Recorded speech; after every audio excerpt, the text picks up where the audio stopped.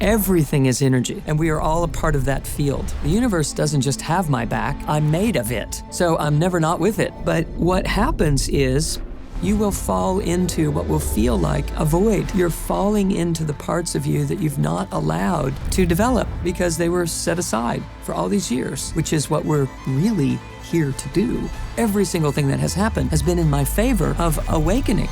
Changed my life forever. Wow. What we have to realize is that we come into this dimension so that those frequencies that we're unfamiliar with will get stirred. We don't have to suffer to awaken, but if we suffer, it could contribute to our awakening. If you have 60 seconds to whisper a message into the hearts of humanity, what would you say? Oh my gosh, science and spirituality have to work together to really understand the essence of who we are. Are we the body that is trying to find spirit, or are we the spirit that is coming into a body for a darn good reason, experiencing the things that we're experiencing?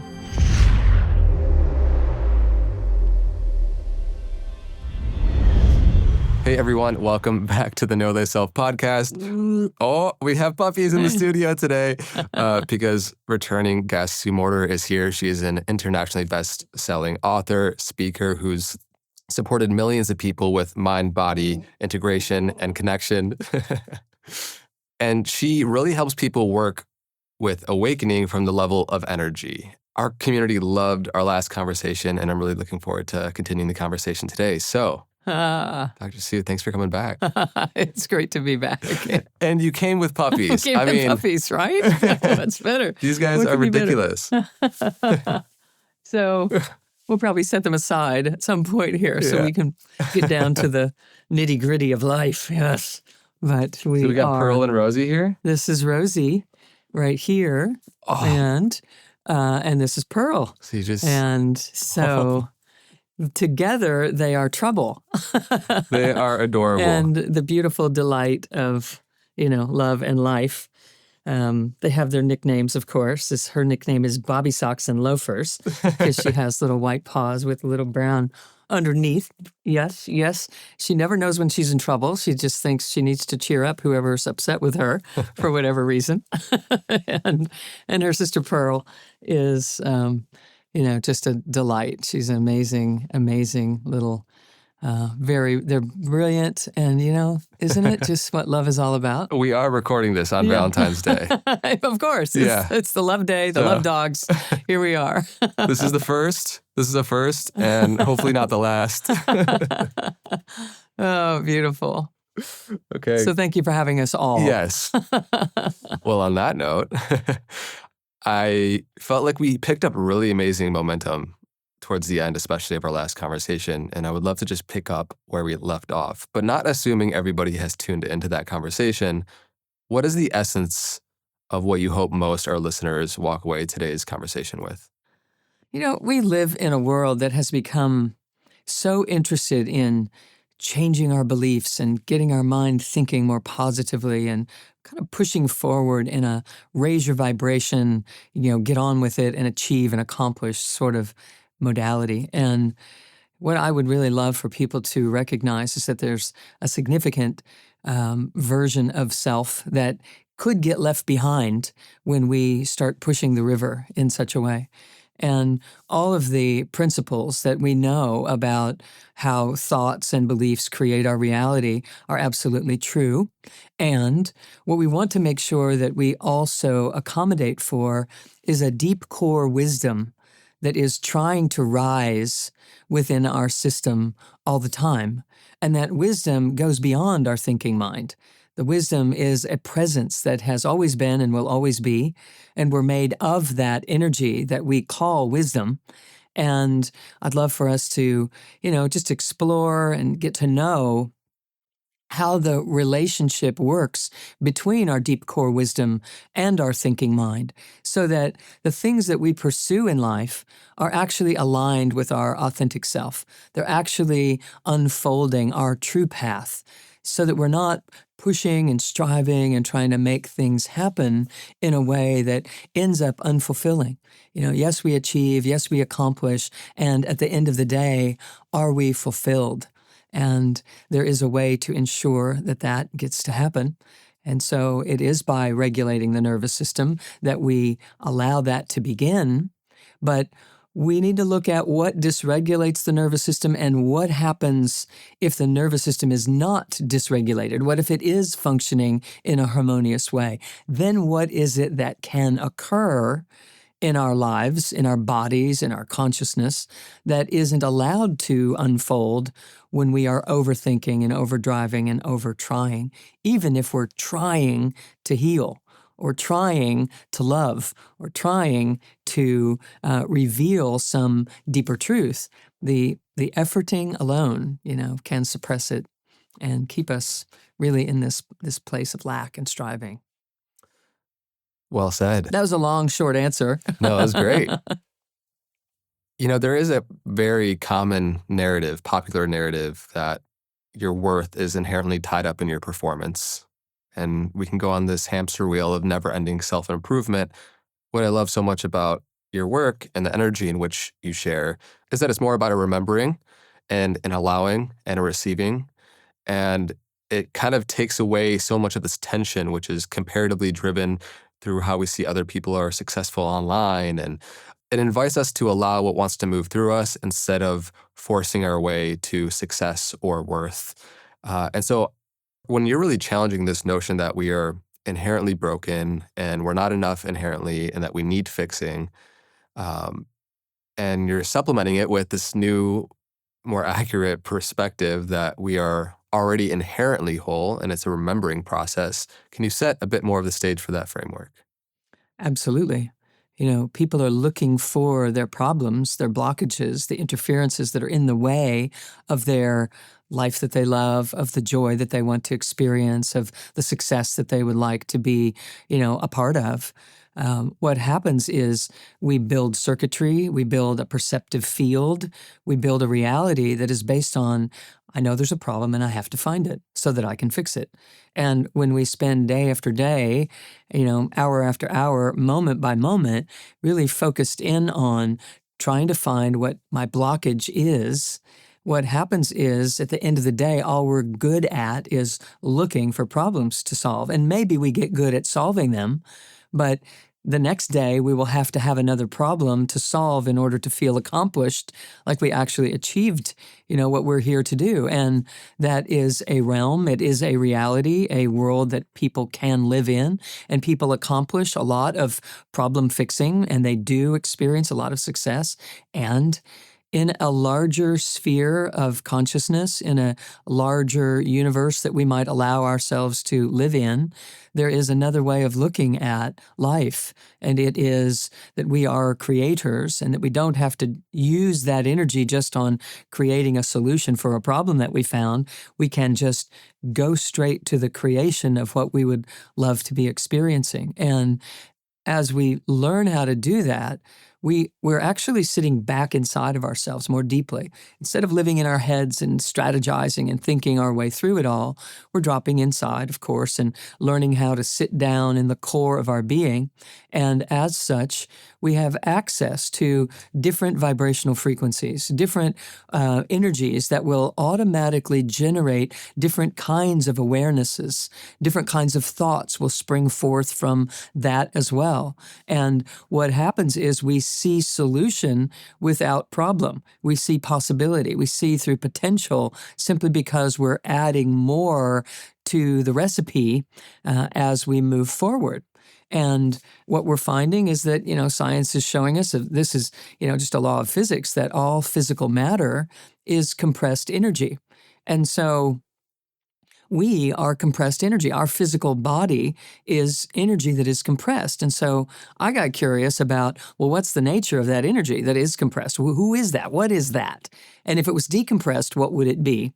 And it takes us to the quantum field when you decompress and decompress and decompress. So if you compress and compress and compress that field of energy of infinite possibility, you end up compressing into the physical form that is the human being. The human system is compressed energy that is compressed in varying degrees. For instance, our physical body is more compressed than our thoughts and our emotional states, our chemistries, et cetera. There's a hierarchy of those order of compressions. But if you continue to decompress and decompress, there's a through line that takes us all the way to the infinite.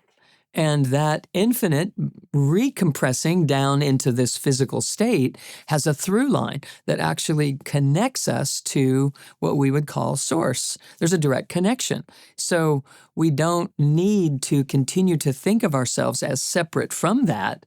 We just need to learn how to animate and utilize the vibrational frequencies at higher and higher bandwidths that allow that reunion to occur in our consciousness, allow the unison to be true in our perceptive field, in our influencing the ways that we think and operate and be, because it translates into the universe doesn't just have my back. The universe comprises my back. I'm made of it. So I'm never not with that. I'm never not with it. I'm always that.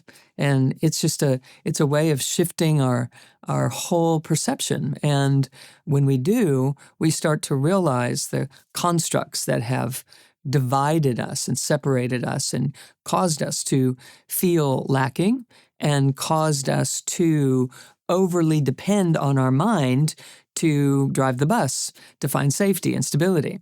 And all the while, we could use that mind differently in an observing witness sort of way to sense and feel what is truly trying to rise up through this system. And at some point, I can show an image that kind of gives a demonstration of how that all fits together when we get there. Amazing. Yeah. The notion from the perspective of the individualistic mind could use like so many different fuel sources to accomplish something in life, right? We can use anger and fear and the seeking of validation to drive us to accomplish our goals in life, which can bear amazing results like this. And it does for a lot of people. But what do you think it is that we actually fundamentally want? Because a lot of the goals that we chase, so to speak, and the things that we proclaim that we want in life are essentially a means to an end to a certain feeling that we think those things are going to give us. And so the perspective that I would just want to keep exploring here is that those fuel sources, while they can bear results, are not the only thing that's on offer. And it's not just what you do, but who you are being while you're doing what you're doing and how the energy you're carrying in it. And so talk to me about the difference about that come from and the possibility to move from that state of wholeness instead of lack. Mm-hmm. Who's doing the doing is everything, really, because we all know that someone can do A, B, and C and be a great success, and others can try to mimic that A, B, and C and will possibly not achieve the same kind of success. Even if this individual is saying, do A, B, and C, I did, and look what happened for me, so do these things. But when, person number 2 or person number 3 or person number, 2,000,003 begins to try to do those same things, they're doing it from an intellectual standpoint. Their educated mind is making a choice to do those same things, to try to achieve those same things. Whereas the individual initially that was able to achieve great success in doing those things might have been following their own true deep path. They might have been inspired and following something that was deeply internal and heartfelt, or perhaps just an impression that they knew at a cellular level was their destiny. And so they kept walking toward it. But it may have been internally driven for them. And so when everyone else tries to do the same thing, it's externally driven for the crowd. And so many of the crowd may accomplish the same or similar because they had a similar destiny. But many others may feel like, what's the deal? I'm doing all the do, and I'm trying all the try, and it's not happening for me. It's not working for me. And so what I love to do is, just kind of unveil this whole idea that the come from is everything. How are you making your decisions? From what part of you is there a signal that you are receptive to, perceiving, able to perceive it, and then taking action on it? And for most people, it requires, we got to slow down. We got to sit down and slow down and find our deep core center. And as we learn to do that, people start to feel at home. They start to discover and they start to feel a version of themselves that they didn't before. They maybe didn't even know it existed.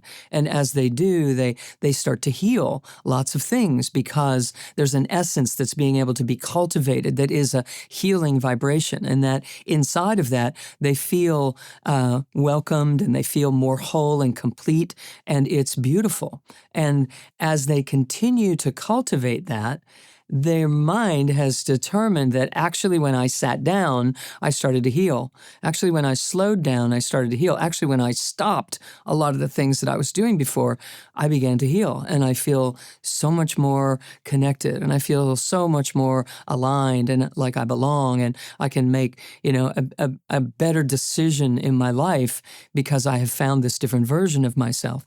And the issue is then we now have a large population of people that are very good at sitting down and being present with a greater truth. And they can see, they can witness when someone else is not operating that way. They can feel the vibration when someone is not being authentic. They can discern these distinctions, and it's a beautiful thing. And what I feel is needed now is that population of people that has gotten so much better at sitting down and being present with self, that they learn how to stand up and to take that stillness out into the world and to bring it into the actions and the decisions and the leading of conversations into a different direction. And we have to build the circuitry to be able to do that. We have to stop running from this performing personality version of ourselves, sit down and find the true, whole, essential self. And then as we discover that one, stand up and take some action steps with that in such a way that we can bring wisdom into conversations and we can allow for a reorganization of how humanity is operating and what our value system is and how we make decisions, and what we move forward as is a more complete version of humanity's potential. So I don't know if I'm speaking to exactly what you're asking, but steer me where you want to go with absolutely, yeah. One thing that I think is really important to highlight there is that you get in touch with the experience of the wholeness that you are, and then you go and put it into action, and you move from that place of knowing, which is kind of where the rubber meets the road, and you get to use life in the continual mirror that it is to meet with what used to be resistance, a more embracing, loving self. I think the contrast or paradox for a lot of people is that we do have this protective personality self that you speak to a lot, that is programmed pretty deeply from a young age. And as this whole conversation is also going to be pulling themes from your new book, Anatomy of Awakening, starting with the protective personality in that self, and then we can start to go on the journey of what essentially is waking up, and we can get into the science and breaking down the nitty-gritty of what that actually means. But starting with that for people that are familiar with, the programming that we're inculcated with from an early age, how do you lay the framework for how that becomes the formula in which a lot of adults continue to live their life from? So we're born into a world that is all operating in this protectivism that we're speaking of. Our parents are, trying to rear their children the best way that they know how, and they're infusing the same constructs that they believe and that they were raised in and that they've experienced right into. And so, of course, it keeps generation after generation, recreating itself. And so we evolve into a state of adulthood where we're able to look around and say, this whole thing that I've been taught and that I'm living from doesn't match what I feel inside. And so it stirs, and the friction that it generates is the fueling of this performing personality or this protective personality. It's like there's not a match, and either that's wrong or I'm wrong. There's something that needs to change out there or something that needs to change in here. And so the individual has two choices. They either push against it and try to outrun it and beat it, or they implode and they internalize these whole distinctions that cause them to feel less than or intimidated or hesitant in some way. Either way, we're not really processing life from a realistic perspective. There's a distortion in the field, and we keep contributing to it. And so we continue to be operating in either a protective mode or a super performing mode. We either try to outrun it or we withdraw and hide and operate as though we are less than something. And neither of those things are going to lead us to our destiny, except that they're actually going to show us the way to find our divine destiny if we let them. So when we have a reaction to something, when we get triggered by something, when we find ourselves resisting or withdrawing, it's actually the perfect signage on the road to point you in the direction of embracing the parts of you that get pocketed off in those moments when your internal environment isn't matching your external environment. For instance, we show up with these loving beings, these puppies that were here just a moment ago. It's like, who doesn't open their heart? Who can't be in a state of love when you see this? That's how we arrive on the planet. We are that. You look into the eyes of an infant and that glow is just right there. There's an emanation and a beauty that's just pouring off of them. And then little by little, as we, begin to engage and infuse ourselves into this world, we start to layer on top of that perceptive concepts and ways of using our faculties that conceal us. But that internal presence is still there. It's always going to be there. It's what we're made of. And so the truth is still there. And our job is to discover it. So when we're out here operating in this, in this survival-based reality, we get triggered, we get upset, we get reactive. And if in that moment we recognize, I'm having a reaction here. I'm a little triggered. I can feel my heart beating. I can feel the tension. I feel my spine bow up a little bit. I'm a little bit more lucid in ways that could serve me if I knew what to do with that energy in that moment. It's a beautiful sign. So what I'm doing is having people recognize that in this moment, instead of asking, why do you do that? Because every time you do it, it upsets me. Or, so what's wrong with you? Like, what do I have to do to get you to stop doing that? Or what's wrong with me that I'm reacting to this? Or what's wrong, what do I have to do differently? Just ask a better question. And that is, from the foundation of the work that I do is we're going to build some new circuitry to be able to be present with this situation instead of reactive to it. We're going to be able to be more merging with and collaborative with these energies. So we ask a better question, and that is, where in my system could I build circuitry to be able to tap into aspects of my deep consciousness that's been pocketed away and pull it up and out? Because if I could pull up and out all of the parts of my wholeness, I could be present with anything and not be triggered, not be reactive. I could see it for what it is and embrace, and maybe even keep my wherewithal enough to offer up a solution or to offer up another way of looking at things instead of getting emotional and reactive, etc. And so what is hidden inside of me wants out in a moment of being triggered. And so if I ask the question, where in my system could I open a door to allow that to contribute to my engagement at this time, my interactions at this time, the system will automatically offer up an answer, because that's how we're built. Body, mind, and breath are designed to operate together to allow this system to flourish and to animate and to become emergent in this world. So here somebody comes along, says something, triggers me. I ask, where in my system could I build the circuitry to be able to stay present at this moment? And my mind will go to here, it'll go to here, it'll go to here, it'll go to here, it'll go to here, it'll go somewhere instantly, because they're designed to operate together as a unified system.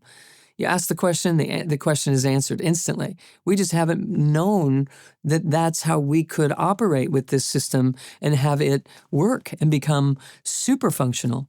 And so suddenly your mind has landed somewhere, and then inside the work that we do to build this circuitry, people are taught how to bring all of their awareness into that area of the body that is a mirror to our consciousness. When we are animated in all levels of our consciousness, our body is responding accordingly.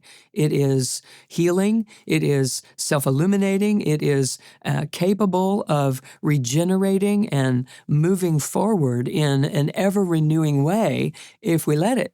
But if we're overriding it with our, shutting it down by the idea that you shouldn't do that because it upsets me, or that should never have happened 20 years ago or 50 years ago in my life, and so I'm now harboring this anger or this frustration based upon what has happened in my story. Now what happens is we say, for just a moment, I'm going to get underneath that whole story layer of me and free up this energy again, because that anger can become passion, and that frustration can become an intuitive presence that allows us the fortitude to begin again, to stick with it, to not let go of this opportunity to build the circuitry. So we can recycle those energies and use them to our advantage once we learn how to do that. And so it starts by being present with something, but it doesn't stop there. It starts by becoming present with it and then allowing that energy to take on a new role in your life. Instead of it being this pocketed off little crevice in your consciousness, it becomes opening again. And now that power can work in your favor instead of ultimately creating cellular breakdown because we're trying to conceal something that isn't designed to be concealed. It won't be concealed. It will create cellular breakdown, a chronic degenerative disease, a cancer, you name it, or it will create an inability for us to maintain that sort of anger or resentment, and the mental capacities will begin to falter over time, because at the end of the day, this system is a flowing, open system. It's not a closed system. So when we close it off by shutting down with all these judgments and all these, angers that we're harboring, that energy's got to go somewhere. So it starts breaking things down. So this system of circuit building inside of the energy codes and everything that I'm teaching is to teach people let's go into that reaction, because it's an energy that you don't know what to do with. That's why we call it a trigger. It spirals us into, a loss of consciousness. We get reactive and we're living in that reactivity. But what if in that moment you could take that energy and use it to collaborate and to build up a state of consciousness within this system that allows us to transform, not just transcend the primitive brain, not skip over it, but to transform its function and its role in our lives. Because when we do that, it gives us the power to stay the course, and it gives us the strength to allow for yet another moment of circuit building and another moment of circuit building until we break free through that primitive brain function that has us stopped and cycling and recycling, and we open up into higher brain centers where we can be in a state of illumination and clarity. And we can see that these things that have been happening since we got here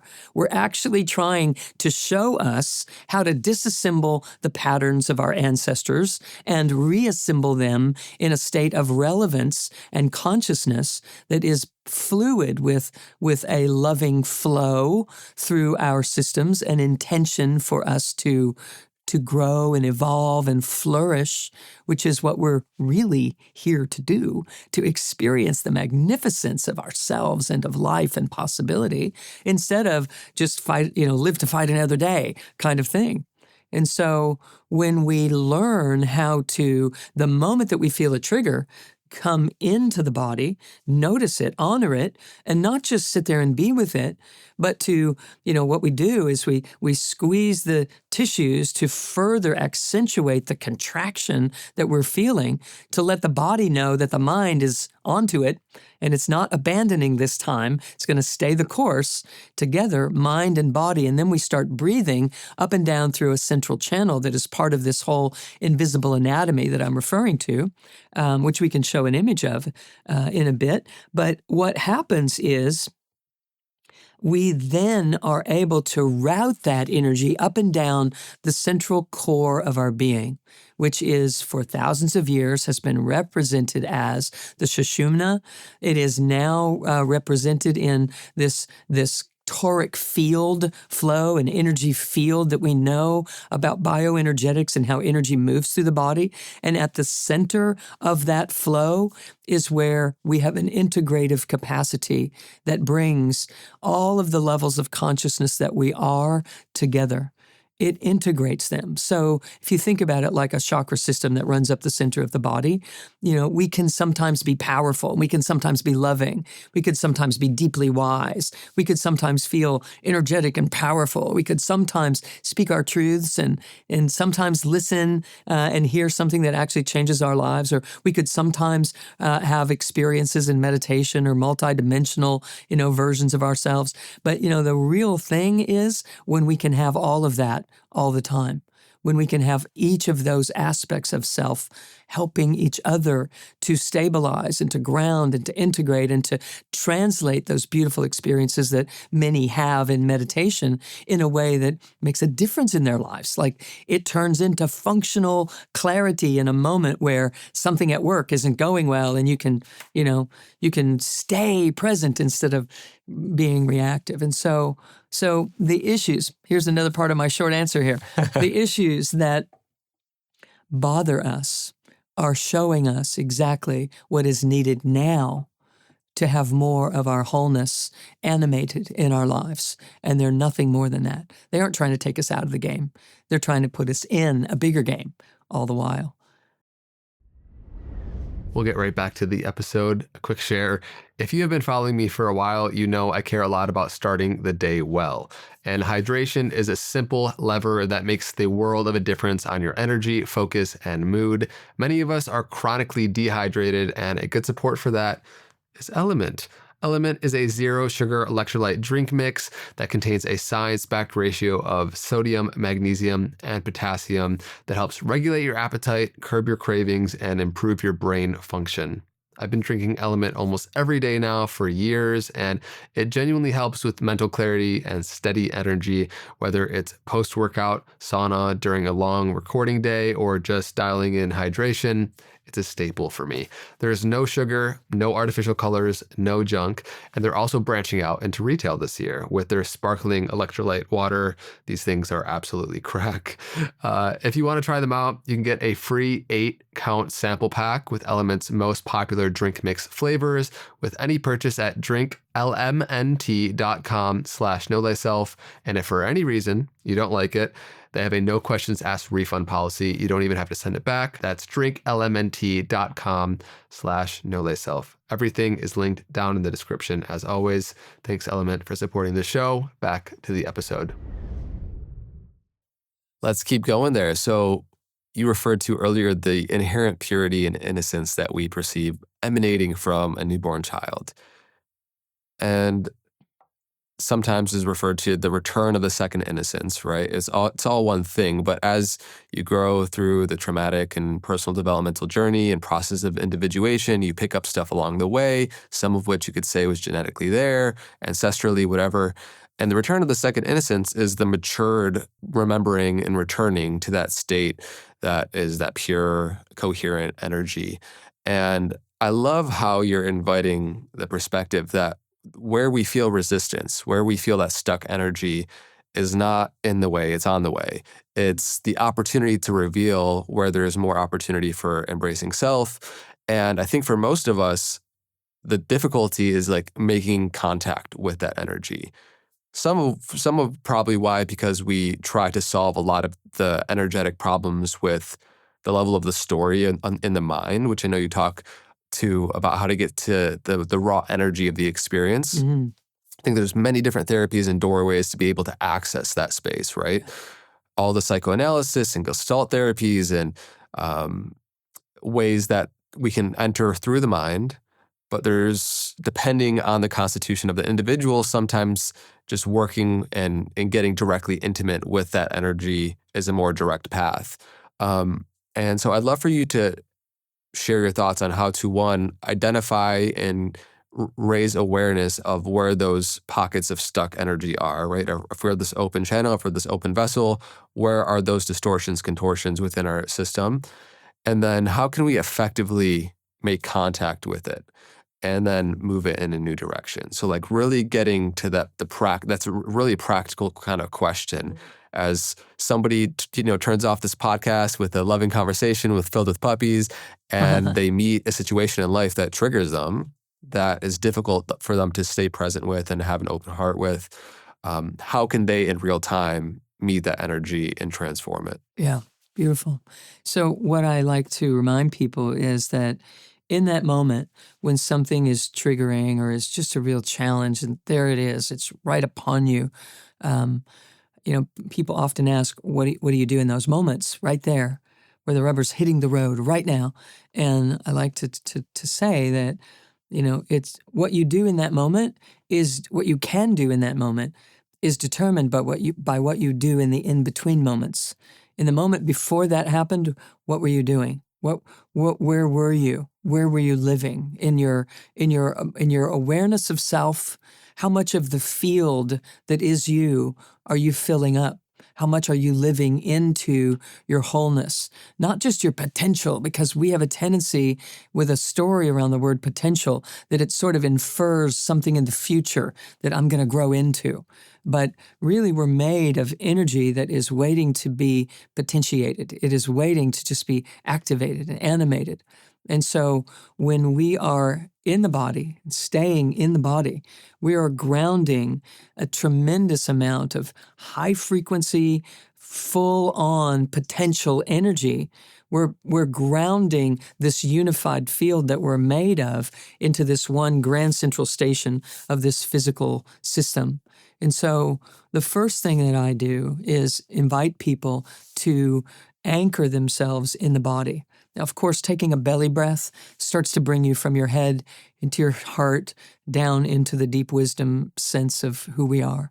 And by breathing in the belly, it nurtures that and keeps gathering these billions of bits of information that are bombarding us every millisecond here in this body in terms of information, wisdom. They're photons, little packets of consciousness, of awareness. We want to gather them in a coherent fashion into the core of our being. And so by belly breathing, simple as it seems, it keeps that happening. So do we do that all the time, or do we just do it as a little isolated practice in the morning and then get on with the day? Do we stay? Do we stay? Do we stay? And so then I teach people about anchor points, ways that they can stay anchored in that channel, in that deep core space. And so there are certain groups of muscles that we can contract periodically throughout the day until we actually, find ourselves going in to that aspect of our physicality and doing so often enough that we actually set up camp there. It becomes our come from instead of just a go-to. And as it becomes our come from, when you're seated in this channel and anchored in this way, you are going to have a different response to what happens in your day when someone crosses your path and says something that just is, antithetical to what you think and feel and believe or honor or value in life. You're not going to be as reactive when you are grounded in the physicality. Okay? It stirs other parts of you. It brings a presence forward that is not only your ancestral wisdom, but a timeless version of you that is capable of presencing with anything. It's been there, it's done that, etc. And so deep in this core channel, the Shoshumna is not time bound. What that means is there's a stream of energy in you that has been there and done that. And if you can find yourself coming into the depths of your being on a regular basis, you will feel like things are more okay than you thought they were. Nothing's changed, but you just feel like you could manage it if it sprung up. Or you'll have a sense of, I don't know what's happening in the world. I don't know where we're headed. I don't know what things are going to unfold. Things certainly aren't the way they were, 5 years ago, 10 years ago, etc. And I just know that I'll be okay, that we'll be okay if we just stay grounded and present and allowing the vibrational frequencies that emerge when we're doing that to emerge, one of which is a deeper state of loving presence than most people are, aware of. And I don't mean love like transactional love or romantic love. I mean the love of life force itself. I mean the love that is the light that dances on the surface of the water. The love that is what causes the leaves on the trees to rustle in a gentle breeze. It is this essence that is source itself. And we can develop a greater and greater appreciation for that automatically the deeper inside this system we sit.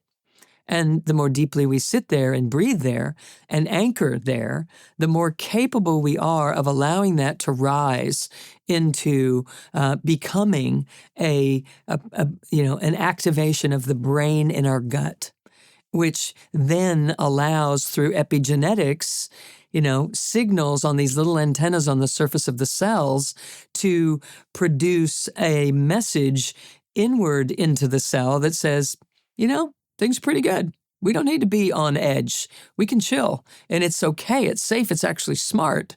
And when we do that, the energies begin to rise through this system the way it's designed to run. And they rise to the heart space where we have neurotransmission happening. We have the development of chemistries that we didn't know happened in the heart do. And it stimulates the system to flourish in an unconditional way and to continue to rise and to allow this consciousness to, as we said earlier, transform the function of this primitive brain into the strength and the fortitude to stay present in every situation and not be distorted, buckled over, derailed by it. And what happens then is an area of the brain, the hypothalamus and the thalamus start talking to each other again. This doorway opens, if you could envision it that way, and they start communicating with each other again. And when that happens, it elicits a new response inside the center of the brain where the pineal is, and all of the functions that we know about the third eye, get to happen in an authentic way, in an integrated way, because we've learned to stay instead of be affected by the movie that we're walking around in, this collective agreed upon reality that we are all navigating. And so what happens is we then illuminate in high brain center fashion. And what's happening is we're translating information that's on the rise, and emergence is happening. So if we understand that system, and then we fast forward back to the question that you asked and say, what do you do when somebody, triggers you? If something happens, there in the in-between moments, if we have an understanding of the system that I just described, and we're regularly anchoring in these anchor points, which I can show everybody, what that would be like if that's appropriate, and we're living down inside this system in this way, there is a richness that unfolds in every situation. And we don't see it the same way that we did. But if we do, if we're not seasoned in this just yet, and we're just learning about this or just hearing about this, we would contract these anchor points, which automatically pulls us right in. And if we've been practicing that in the in-between moments, then when the going gets rough and the stakes are higher and there's an upsetting situation in front of us, it's not as hard to find this seat of the soul, if you will. And so it's what happens in the in-between moments that we build this familiarity. And if that familiarity is there, when this situation occurs, it doesn't derail us. We recognize it as, oh, this is what I've been practicing for. Oh, this is the deal. This is actually the joy of life on earth, is that I get to find the parts of me that I've pocketed off. And the body is going to tell the story. The body is going to show us where we have not ignited those parts of us that we are here to ignite, where our personal power has been shut down, where our internal wisdom has been ignored or denied, where our voice has been shut down. It's not an intellectual process that I'm describing. It's a felt sense, physiological response. And when we, it's called pratyahara, when we take our attention from the outer world to withdraw our senses into the inner world where the truth resides, where the true self resides, and our abilities reside, we can sense and feel. We can learn to develop a sensitivity that we feel the tightness in our chest the instant it happens. We feel our throat clamp down. We feel a knot in our stomach.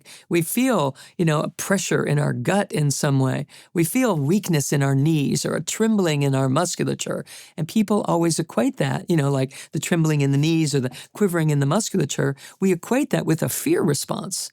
But what if it wasn't? What if we didn't learn that jittering in your core was fear? What if that jittering in your core was actually your solar plexus trying to come online, trying to hatch, trying to awaken, trying to open? And if you handled it as such, you would nurture it. Instead of running away from the situation to go get safe, what if you would celebrate? What if we were raised in an environment where our parents said, hey, when you feel that thing, stay the course, plant your feet, take a deep breath, because you're birthing yourself into a greater sense of power. You're starting to get to know the reason that you came. This is it. And so we would lean in instead of run away. We would embrace instead of, reject and resist. And so your question is, how does someone, sense and feel this?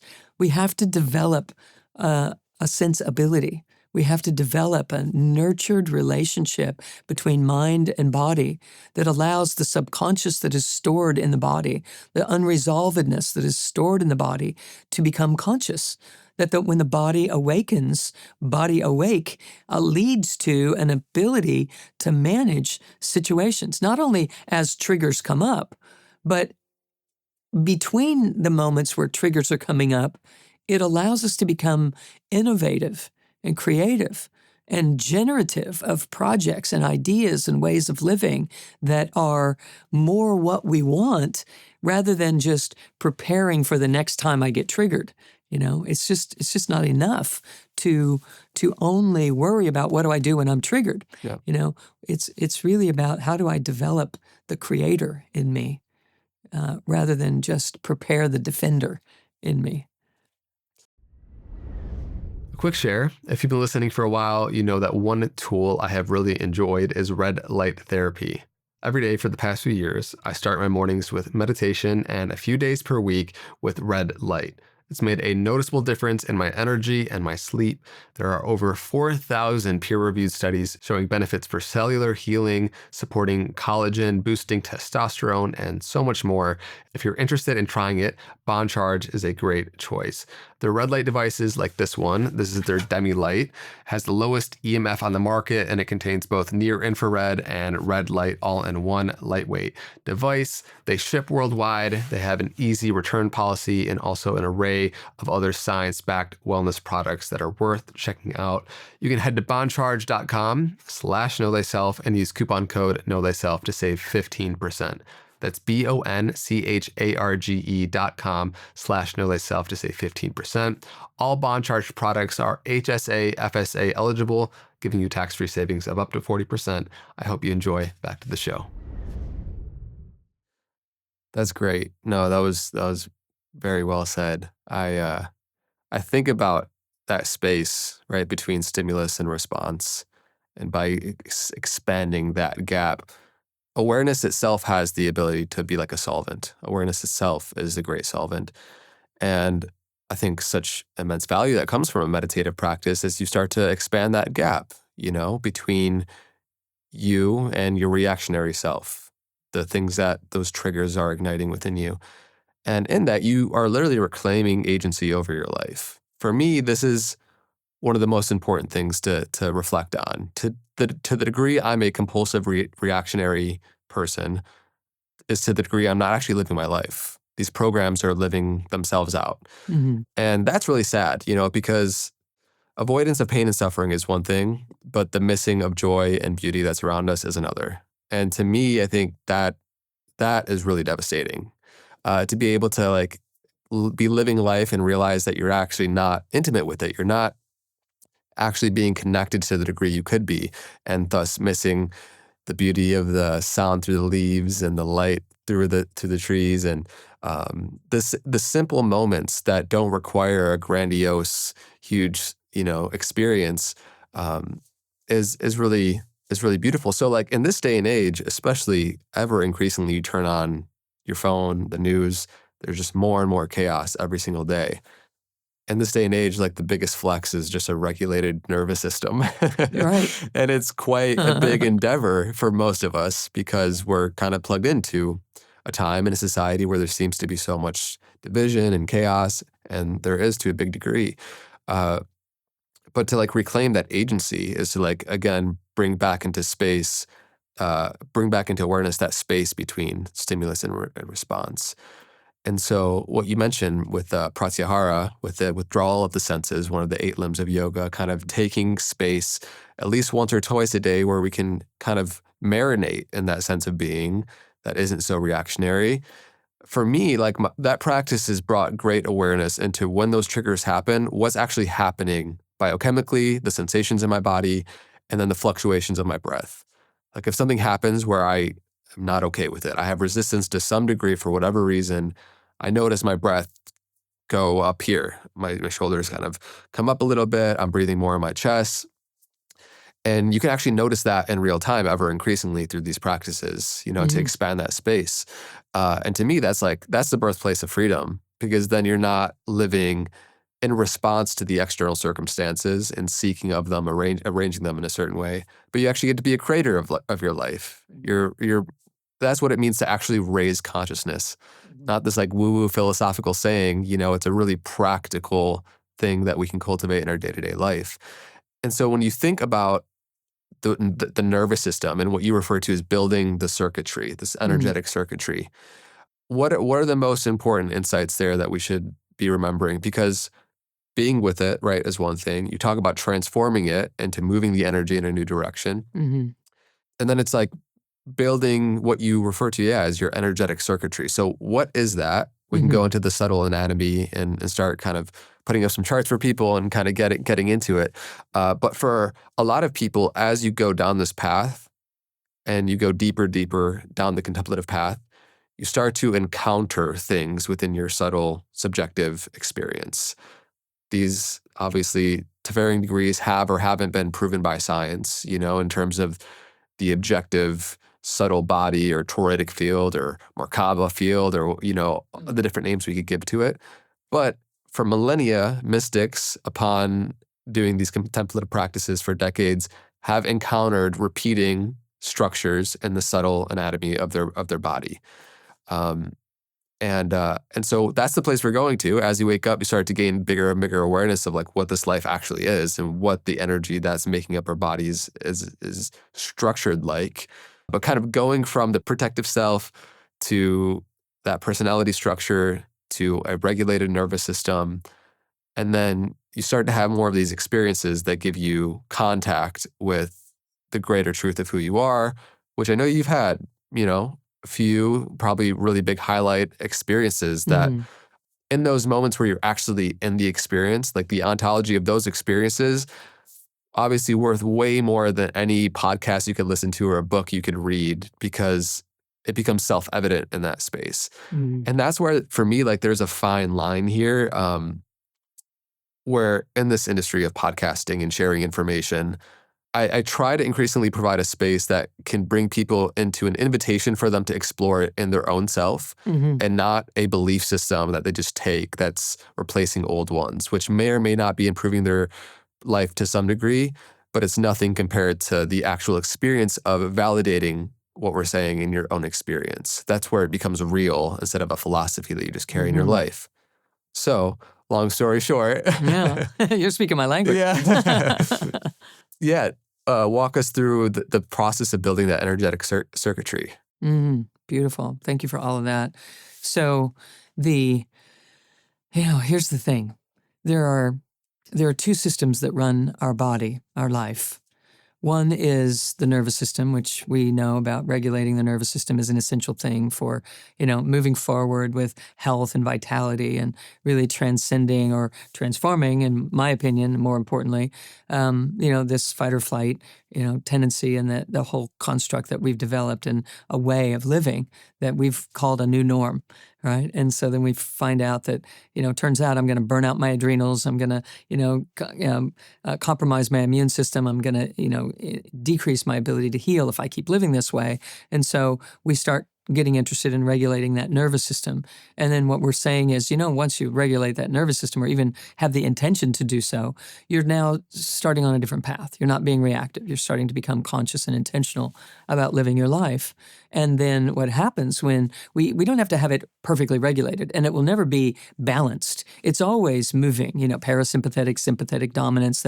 Those parts of the nervous system are always, depending on what's needed in any given moment. We're supposed to be able to rise to the occasion, as if we were fighting a bear in a moment when there's an emergency situation. But we're also supposed to be able to come down out of that when there is no emergency. And what's happened is we get stuck in that emergency fight or flight. So we know that about the nervous system, and it's a huge thing. I'm thrilled that that's part of our vernacular and part of our common conversation now, because when I opened my clinic, many years ago, a few decades ago, nobody knew about that conversation. So we've come a long way in 40 years, believe it or not. And what happens when we do start to regulate that is we're starting to animate this presence that has domain over our nervous system. Like we have choice. Like I don't need to be habituated into some pattern and just fight or flight, freak out because everybody else is. Now I'm cultivating this observer version of myself that has choice on how I'm going to manage things. So now what we're doing is starting to introduce the other system that runs the body and runs our lives, and it's actually the truth of who we are. It's the electromagnetic energy system. So when we talk about bioenergetics, it just means body energy. And the body's energy is electromagnetic, and it is the master system over the whole thing. Electrical before chemical, as they say, right? Yes, yeah. Electrical before chemical. And when the heart is involved, when consciousness is involved, consciousness in the body generates the love experience that we're speaking about. Consciousness in body form generates the vibrational frequency that is loving presence. It is our basic desire to connect, to offer, to share, to nurture. There is underneath our fight or flight, that's who we become. Once we regulate the nervous system, we automatically have a desire to do well, to make better, to offer and to share. And so it's important for people to realize that. It's like, I'm just so busy regulating my nervous system, I have no idea who I'll be once I do. So it's a really good idea to have some sense of who we would be being, because we can go straight to that. So here's the beauty of this electromagnetic energy system. I call it the master system because it builds every system in your body. It builds the nervous system. It builds it in the developing embryo. It builds the immune system, the chemical system. It builds the digestive and the respiratory systems of flow. This master system is it. It's in charge. And what it's made of is the unified field compressed and compressed and compressed and compressed into this physical dimension, and it's having its way expressing in this world through all these various systems that comprise our physiology. And so when you described, hey, if I can just come in here and stay present with something, some feeling that I'm feeling, and not be afraid of that feeling, not be afraid of that energy. If I can just, be with it, I start to master my fear of it. If I can just, allow it, I can start to own domain over the full keyboard of my existence. I can animate all of it and not be afraid of any of it.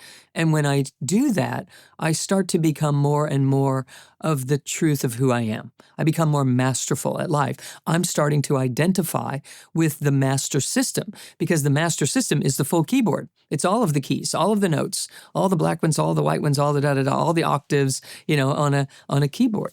And so if I am breathing with more and more of myself, I'm able to be present with more and more of life's circumstances because I have familiarity.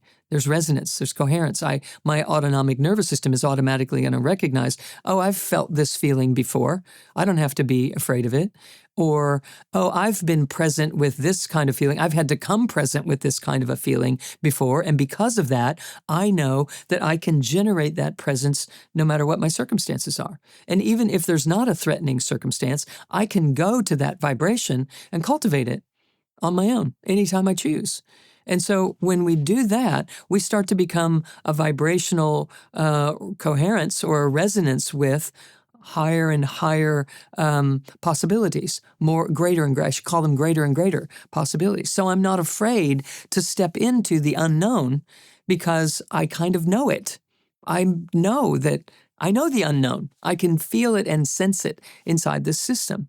So it's by coming into this core and allowing it to provide the opportunity for my consciousness to land on vibrational frequencies that I used to avoid at all costs because I didn't know what they meant. I didn't know how to be with it. I didn't know what it was going to mean in terms of my future or what have you. And now that space, that gap, as we broaden it, we have the spaciousness to just invite it. And to realize I can be with this sensation and it's not going to take me out. It's not going to kill me. It's just an energy. And I can breathe with this particular vibration. And when I do, I come to know a version of myself that I may never have known if the set of circumstances that's elicited it hadn't occurred and stirred it. That what we have to realize is that we come into this dimension so that those frequencies that we're unfamiliar with will get stirred, so that we can awaken to them consciously, so that we can experience our wholeness regardless of our external circumstances. So the circumstances are required to guide us in. And when we feel, where's that impacting me? Oh, it's got me right here. Oh, that must get me right here. So where it is impacting us has everything to do with why it is impacting us. Because the different areas of our body are correlating directly to aspects of our wholeness in terms of consciousness. Like we were saying earlier, my deep internal power is at the solar plexus. And if I can learn to soften the solar plexus, what happens is the mind field, the field of mental body energies is stored in the solar plexus. So if I can soften here, I can soften my mind's reactivity and I can allow my deep core wisdom and the loving heart meet each other because I'm opening and breathing in here. So when we start to feel that soften inside of us, because we're literally drawing everything right into this space, and we're cultivating the chemistry that allows for the outer world to be tuned out and the inner world to be tuned up, what happens is we do sense and feel these subtle responses. We do feel the subtle nuances of our invisible anatomy. And when that starts to land in our consciousness, it gets amplified. It gets magnified. And as it gets magnified and amplified, we become able to nurture it and to utilize it. And so when we start to feel something softening between the heart and the gut, we're actually harnessing our ability to transform ancestral lineage inheritance in ways that we feel like we're working something out that our ancestors couldn't. We feel that we're having to, carry the baton in some way. People feel a little burdened by that sometimes, but really, it's how we evolve. It's how we carry it forward and into what we're meant to be in this world. So by opening to the vibrations that we don't want to feel, we allow them to settle and to stir aspects of our sleepfulness and to bring it up to a conscious level.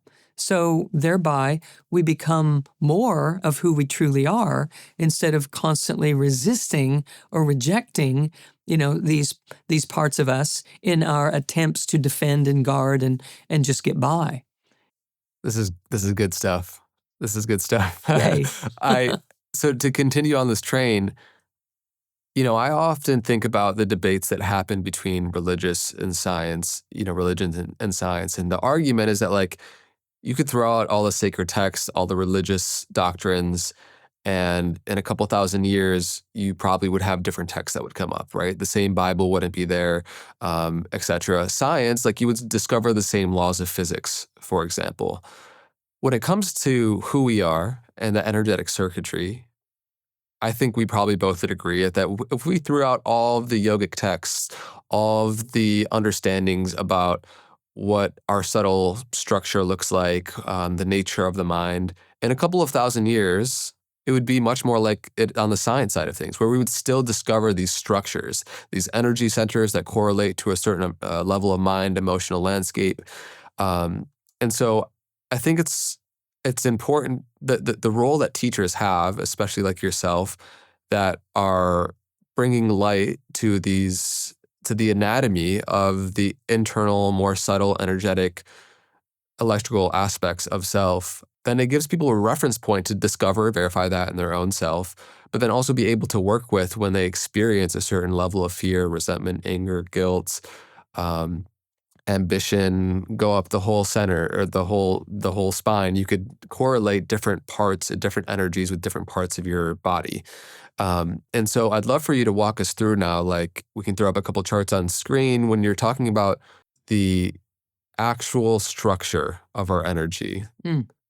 What is that? That if people were to go deep down this path, they could potentially discover for themselves.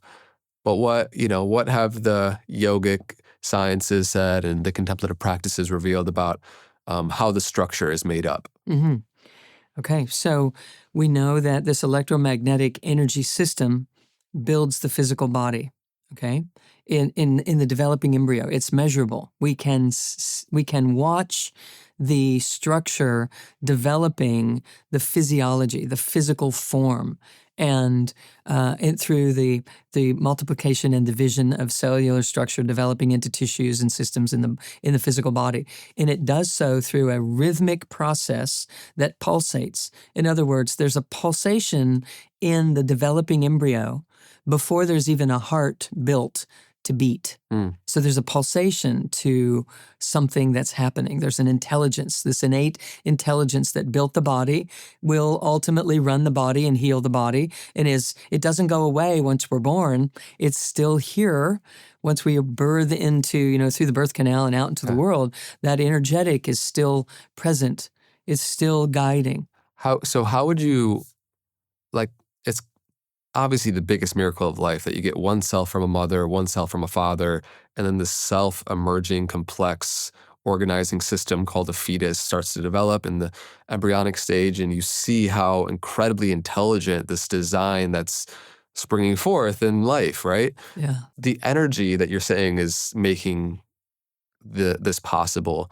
Is it physical? Do you think that the energy that we're referring to is inherently there's a non-physical component, or is it just a subtle level of energy that we don't maybe fully know or understand scientifically? So if you think about everything is energy, and energy is vibrating at different frequencies.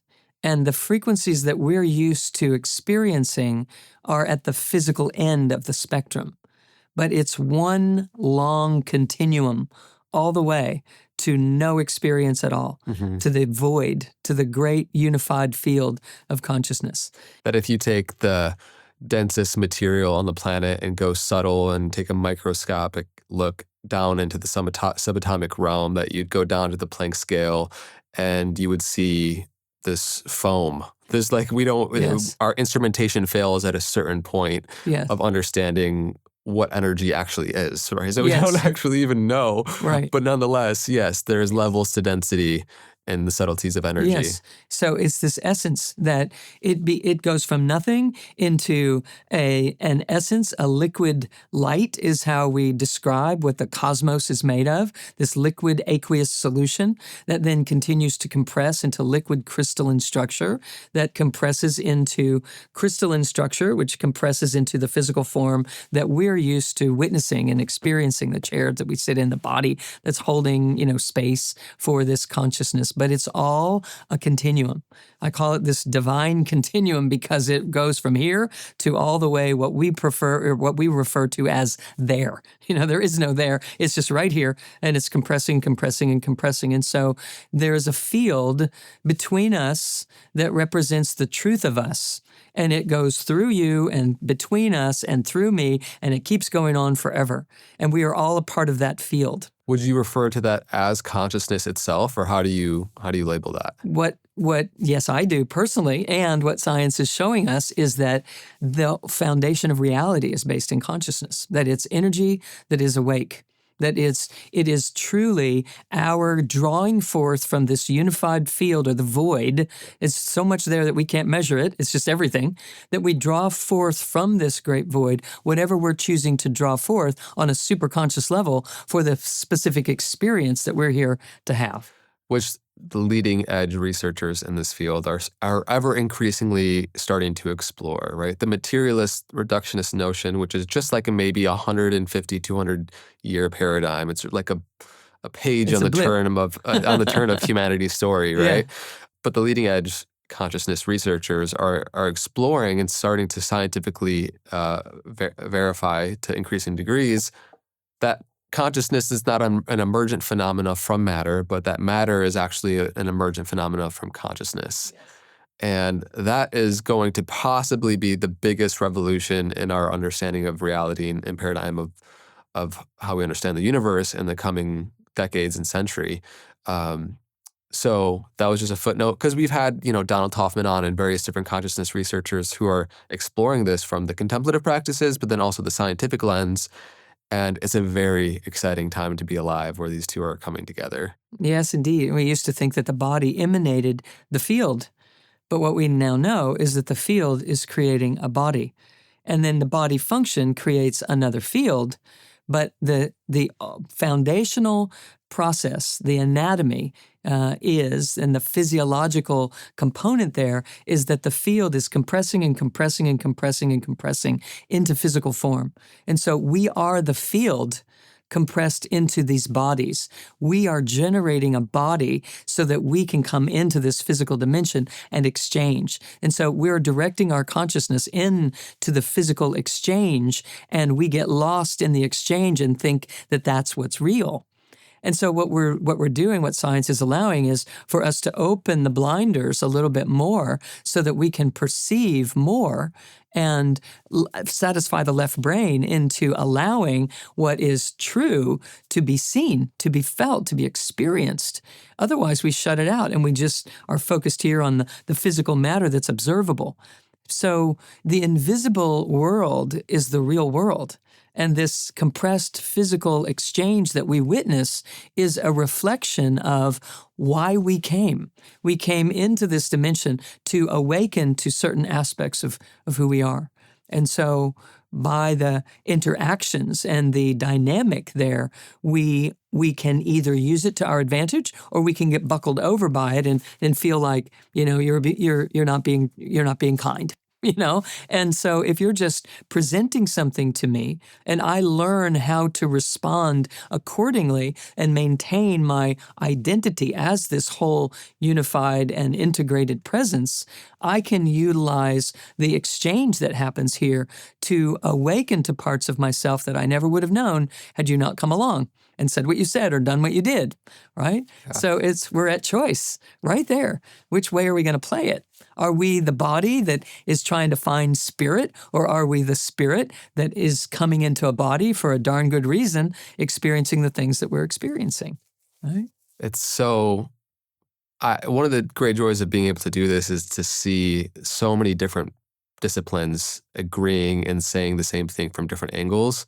We just had a great Advaita Vedantic teacher talking about the philosophy of understanding how oneness, the consciousness of oneness, differentiates itself into manyness, perhaps only for the joy of remembering its oneness. And you could look at it from the meditative lens and the ancient wisdom traditions to the scientific lens, from the energetic lens. And yeah, I think this is just a perfect foundation for then starting to understand, okay, that's the source of which all matter and energy is kind of emerging from. And now it takes a certain shape. And so I'll let you continue. Yeah, so I didn't get into the full explanation to your previous question. We have so many exciting tangents. We could just riff for hours. So go over here and play. Let's go over here and play. So this unified field, we draw forth from this, and through a series of compressions, we find ourselves in this physical dimension. And so what I'm referencing as this continuum is the through line through those series of compressions that we go through to bring ourselves here into this realm. And so once here in this realm, the pouring in of that continues to happen. That unified field, that essence, that energy is still streaming into our experience. It doesn't ever stop because we are that. We are streaming ourselves here. And so it takes on an anatomy. It takes on a structure that we hit this physicality, and it starts to build and build and build upon itself. This field, this stream folds over and over and over and flourishes, and it rises as high as it can go relative to how conscious we are while we're here. If I can remain the consciousness that I was when I chose to come, once I'm here, I'm going to animate that on a conscious level. If I don't recall it, I'm going to splat and forget everything and have to work my way up for the pure joy of remembering the truth of who I am, right? So as we do, we meet this, the energy folds over on itself enough that we meet this state of consciousness that is revelatory. We wake up. We're like, oh, this is why I'm here. This is what I'm doing. I'm not this outer layer of surviving, presence. There's more to me. There's a deeper stream here. This river runs really deep. And as I explore and find that deep within, like we were speaking about earlier, I begin to recognize, oh, I'm this whole thing. I get it. And as we do, we start to recognize that everything that's happening is in favor, has been since I got here.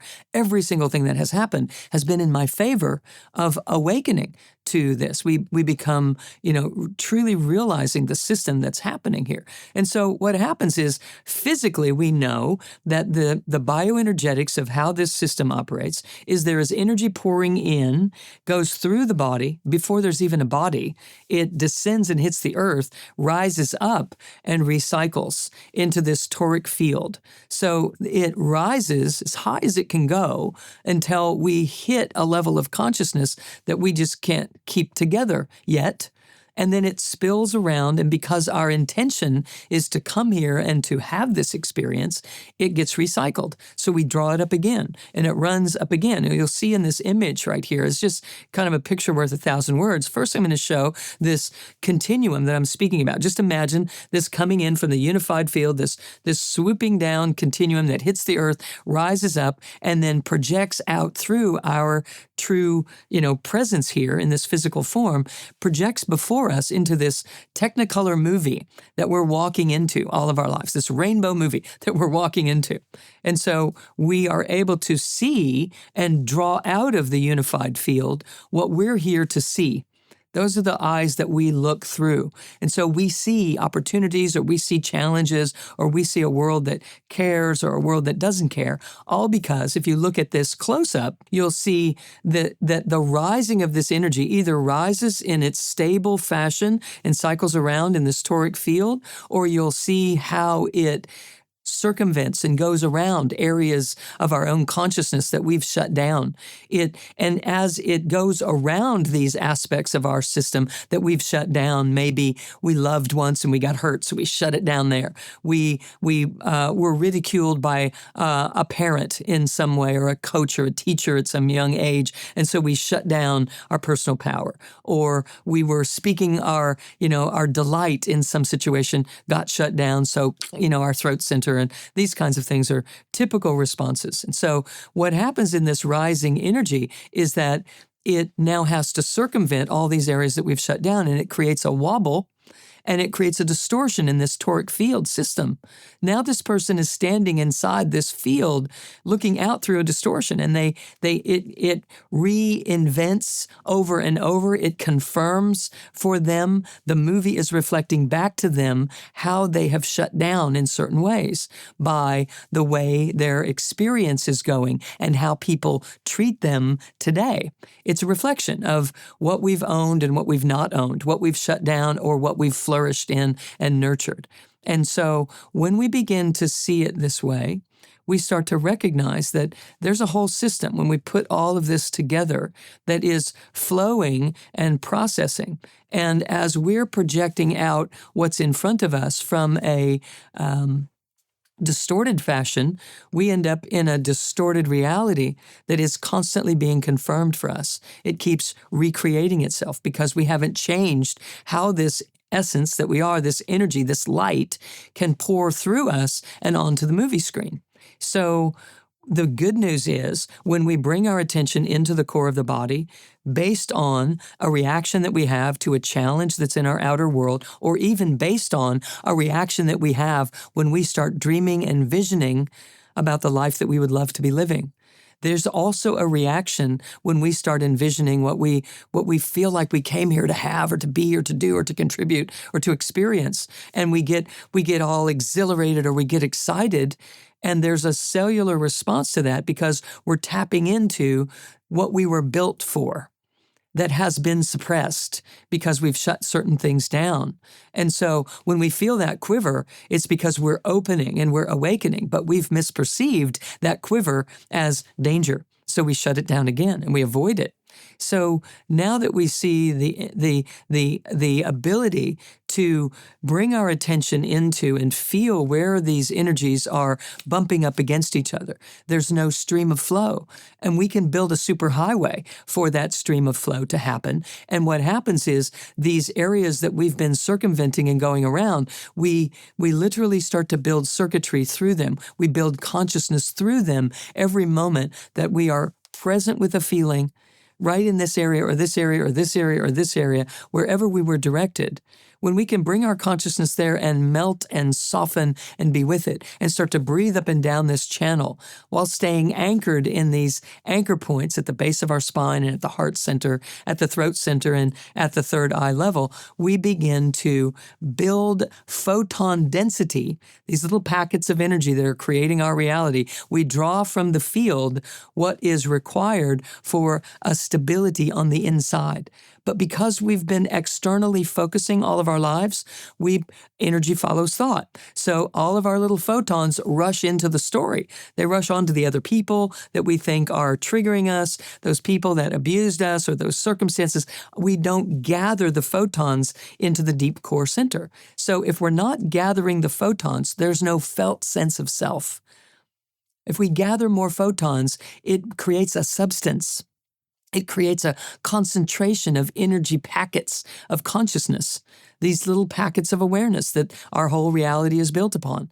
It follows thought. We landed here, we splatted, and we externalized our attention, like figuring out what happened, where did I go wrong, who do I need to please, what do I need to do to be okay or to fit in or to be safe. And so now we're saying, you know what, I'm just going to gather this. I call it coming onto subject versus being distracted onto object, coming onto self. When we do, we gather enough photon density that the sensory nervous system now can perceive there's someone in here. There's a sense of me. There's a presence here that I never knew I had. And as we do, and we do that in an organized fashion, this whole structure gets to be enlivened with the true essence of who we are. And so we now are gathering enough of a sense of self that the sensory nervous system can pick up on it, and it contributes to the processing of our nervous system, and our motor responses shift because our sensory input is more accurate.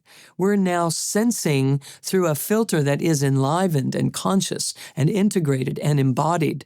And so the information that rises to the brain to be processed in terms of what should I do? Who am I? Where do I go? What decisions do I make? What's appropriate for me? What's possible for me? Is now based upon greater wholeness.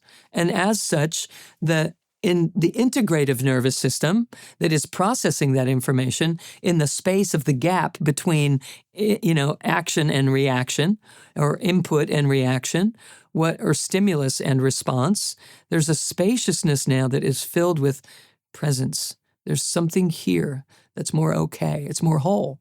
And why that's possible is I'm animating inside that wobble, this wobble in the toric field in such a way that the whole continuum can be something I can relate to, instead of something like the divine or the heavens are there and I'm here.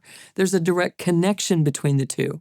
And I'm drawing upon those frequencies that are full and whole and comprehensive when I'm filling this system. And so my motor responses are going to be altered. A scientific, premise is input, process, output.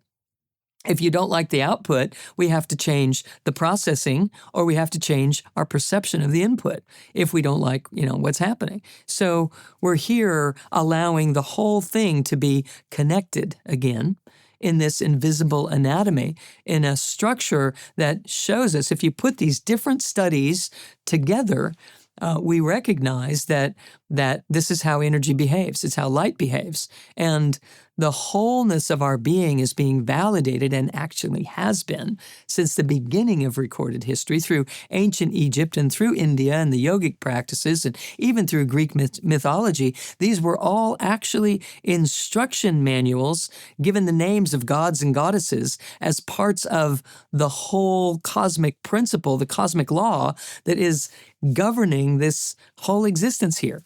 It was instructions for you, not talking about a god or a goddess that lived a long time ago, but it got marginalized into that kind of a conversation in terms of, what science would have us think when we were only focusing on what we could see with our physical, our physical sciences. Quantum science has changed the whole picture and allowed us to realize that, you find what you're looking for. So we have to be aware of who's looking and what is our intention. So many good nuggets in there. I want us to ask you about actually the use of the term photon as like a particle of light that you're using as a sort of packets of energy. I'm curious, why do you choose to use that language for that in particular?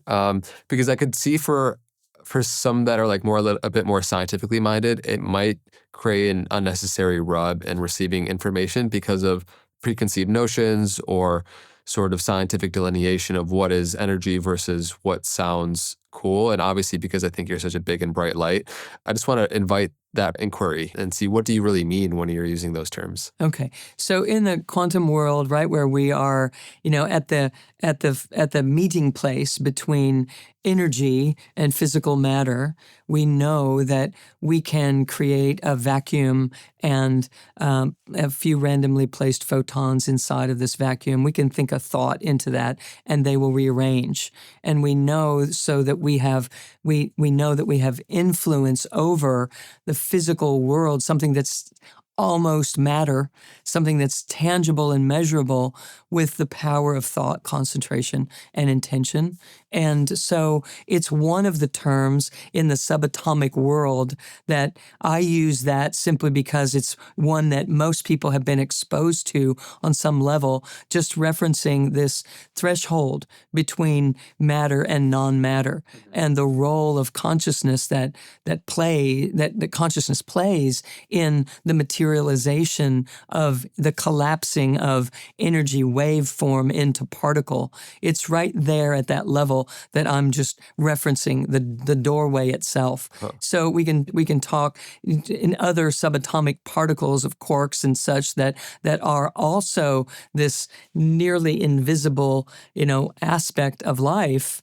That what I'm wanting to do is just give people the opportunity to realize that our intentions play a role, that we can shift our DNA function. We have an ability to shift physical form, and that we have ability to move and reshape self and the world around us with the power of our thought. But our thought alone isn't enough, usually, to do that consistently enough to create change and shift in our world, in our life experience. And so when we move into the deep core presence of self and then introduce the qualities of love and intention and a deep heartfelt sense of self, when we start to bring all of that together, it generates enough consistency that we can do that long enough inside of this space and time, version of the whole continuum, to be able to see shift and change in our physical exchange in the world. So hopefully that's helpful. Yeah, I mean, we could talk more about it if we want, but I think largely there's a distinction that I try to carry most when exploring the mystical areas of life, where there's a fine line, I guess, between the precision of language and sort of useful metaphors to sort of have some sort of conceptual understanding of what we're talking about, because we're on a podcast. And if we were actually going to speak in absolute truth, we'd probably just sit here silent the whole podcast. Right. It probably wouldn't make for that great of a podcast.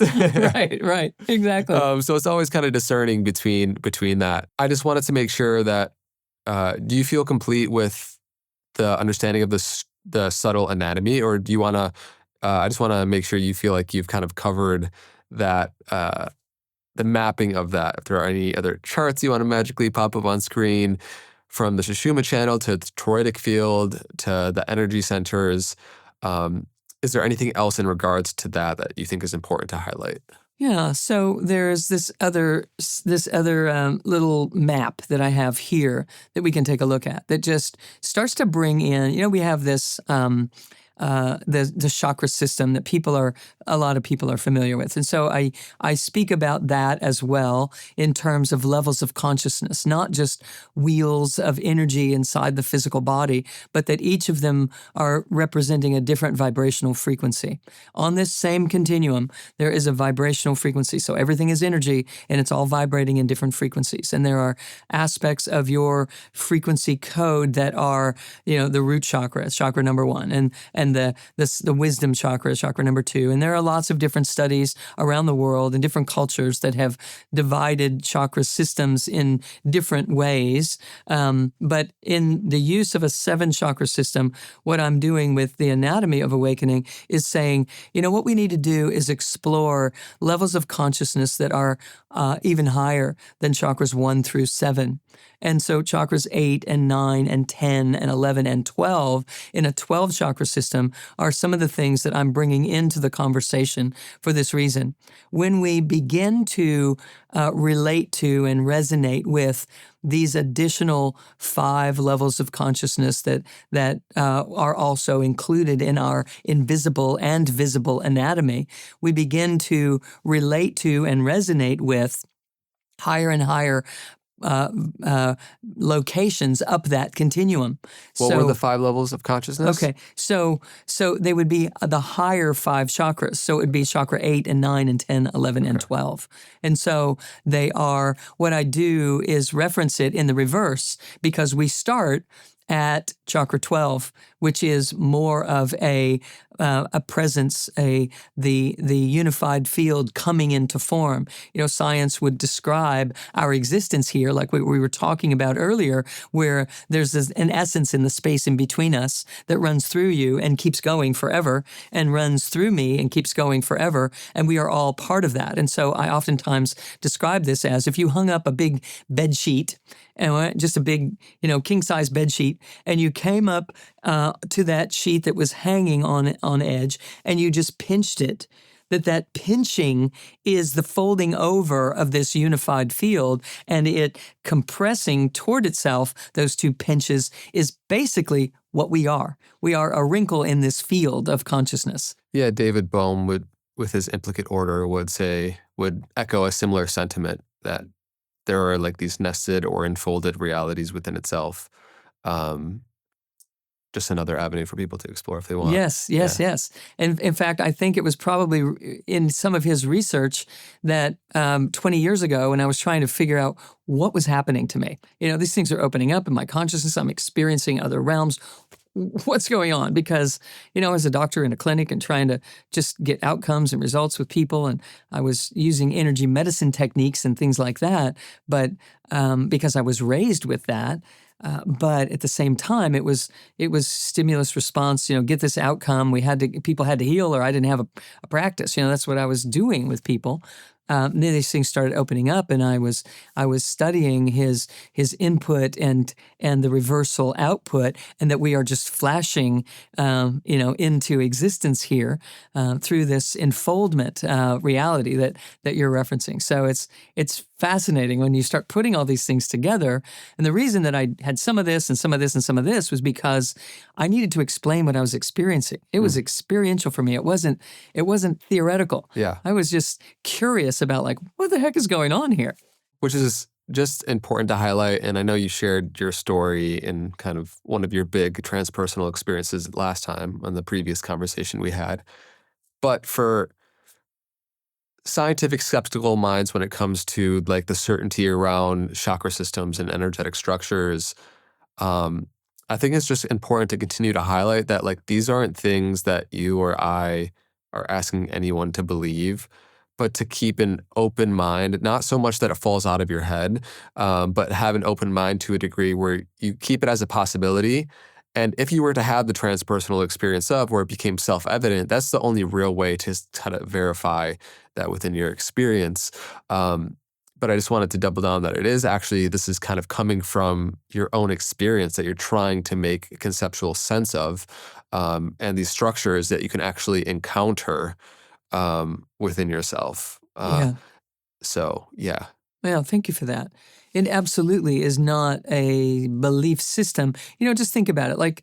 There's a part of you that feels tender at times, right? You just feel tender. And there is a part of you that feels, that knows stuff that you maybe haven't even been taught, but a situation shows up and you just know what to do. But nobody said, hey, when this situation comes up, do this. But through your assimilation of past experience and your innate intelligence, your own inherent wisdom, in those moments, we rush forward and we know what to do. It happens. We just do. And there's a part of us that is just loving and willing to forgive, even though X, Y, and Z has happened. Or maybe not willing to forgive. But when we decide to forgive, we feel the repercussions of that. We feel the effects of having let go of something. It's a physiological shift that anyone can sense. Try it on. And so what all of the sciences and all of spirituality are actually trying to do is bring organization to an understanding of that. In true spiritual practice, that's what we're doing. We're inquiring into our true nature. That's it. So it's not about religion in my world at all. It's about, if you look deeply into some of the sacred texts in these writings, with the ears that have turned on inside of my system, I hear or see something differently than I did 20 years ago when I read it before I started having these experiences. I see, oh my gosh, there's actually an instruction manual there physiologically that isn't about a belief. It became about that for so many. But if you're looking into it from what do I do and what is happening underneath the story energetically, you can hear instructions being shown to you through the words that were spoken or the things that were said about, someone or something sometime long ago. And if you're listening from this perspective, you can actually perceive that a guidance was there about our own physiology, very tangible parts of us, our own physicality. And inside of the Anatomy of Awakening, I drew some parallels and showed people that if you trace this back to the physiology, you see the ventricular system in the brain and the central channel in the body. And if you take this, you see that this whole deity that was being described in Hinduism was actually about the primitive brain and transforming its function. And we can see that unfolding when we lay the sciences over upon one another. So it's about what if we just entertain? What if this equals this? And we start bridging these worlds and these different disciplines of study, and we start allowing them to be representing something within each other. Because I truly contend that science and spirituality have to work together to really understand the essence of who we are. Now, we can prove a lot scientifically. And then there's that little something extra that keeps us from being able to go into a laboratory and create a human being without that little something extra. We know all the particles and all the chemistries and all of even the chemical reactions that take place between them. But to actually build a human being, there's a little something more. And, in spirituality can only go so far if it doesn't include some left brain activity, if it doesn't include some logic, if it doesn't include some reproducibility and some substantiation that can settle our minds and allow us to feel comfortable exploring such things. But I think that's where we sit right now, that it's our job to blend the two, instead of edging something out for the one thing that feels more comfortable for us. Quantum science is really inviting us into that. And that would require the more scientifically oriented individuals to maintain an open mind when exploring less immediately verifiable transpersonal experiences and what people claim to experience. And it requires individuals that are having mystical experiences not to immediately label it with certainty as to what it is, because there's a whole realm of our mind that needs to make meaning out of experience. And the subtlety between reality and a hallucinated state is fairly fine. There's a saying that the psychotic drowns in the same waters that the mystic swims in, Yes. And so discernment is just super important here. Mm-hmm. And that's why I love having conversations with individuals like yourself who can do both and can have an open mind in regards to both. Okay, continuing. Yeah. Did you want to kind of finish off those upper five levels? Sure. I just want to comment on what you were just saying, that what I think is helpful when it comes time to discern and to keep grounded in these spiritual experiences instead of spinning way out and becoming super esoteric is the body. The physical body helps us. The more we embody, the more we can translate those mystical spiritual experiences into terms and processes and visions and inspirations and intuitions and innovations that allow us to open our scientific mind to discover more than science has been able to discover before, right? So I think that it's for us here in this physical dimension, our physical body has a lot to do with why we're here and how to be here effectively. And because it's the physical dimension version of us. So if we can embody, if we can integrate in the body and build more neurocircuitry and breathe inside this system and animate these aspects of who we are, we can more accurately interpret the things that may happen in a meditative state or in a vision state or, in whatever it is that happens with someone, whether they're pursuing, transcendental experiences or they just happen in the shower one day. That for us to be able to translate that into usable information that changes our lives for the better, that we can offer up to others as some guidance or some reassurance at the very least, then I feel that being embodied, being fully in the body, facilitates our ability to make it understandable, relatable, accessible, and reproducible.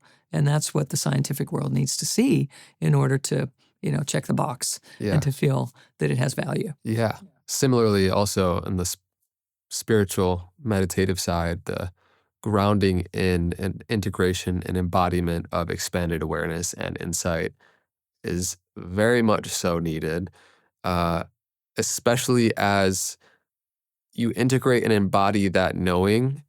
Your presence inherently, like a candle, will effortlessly illuminate darkness, will provide a level of a transformative quality in no matter what field of work that you have in life, And for those that maybe have these experiences, which can be on the one side, like deeply transpersonal, mystic, out-of-body experiences, or the subtle recognition of who you are in any given moment, that carrying that recognition with you in your day-to-day life as a level of embodiment is what would keep somebody, for example, in the more scientific mind, a bit more open, because there is something inherently like radiant of somebody that embodies truth, right? And there is an inviting quality to it. Whereas the typical paths is to proselytize your own belief system into others, to indoctrinate them into your own self-righteousness.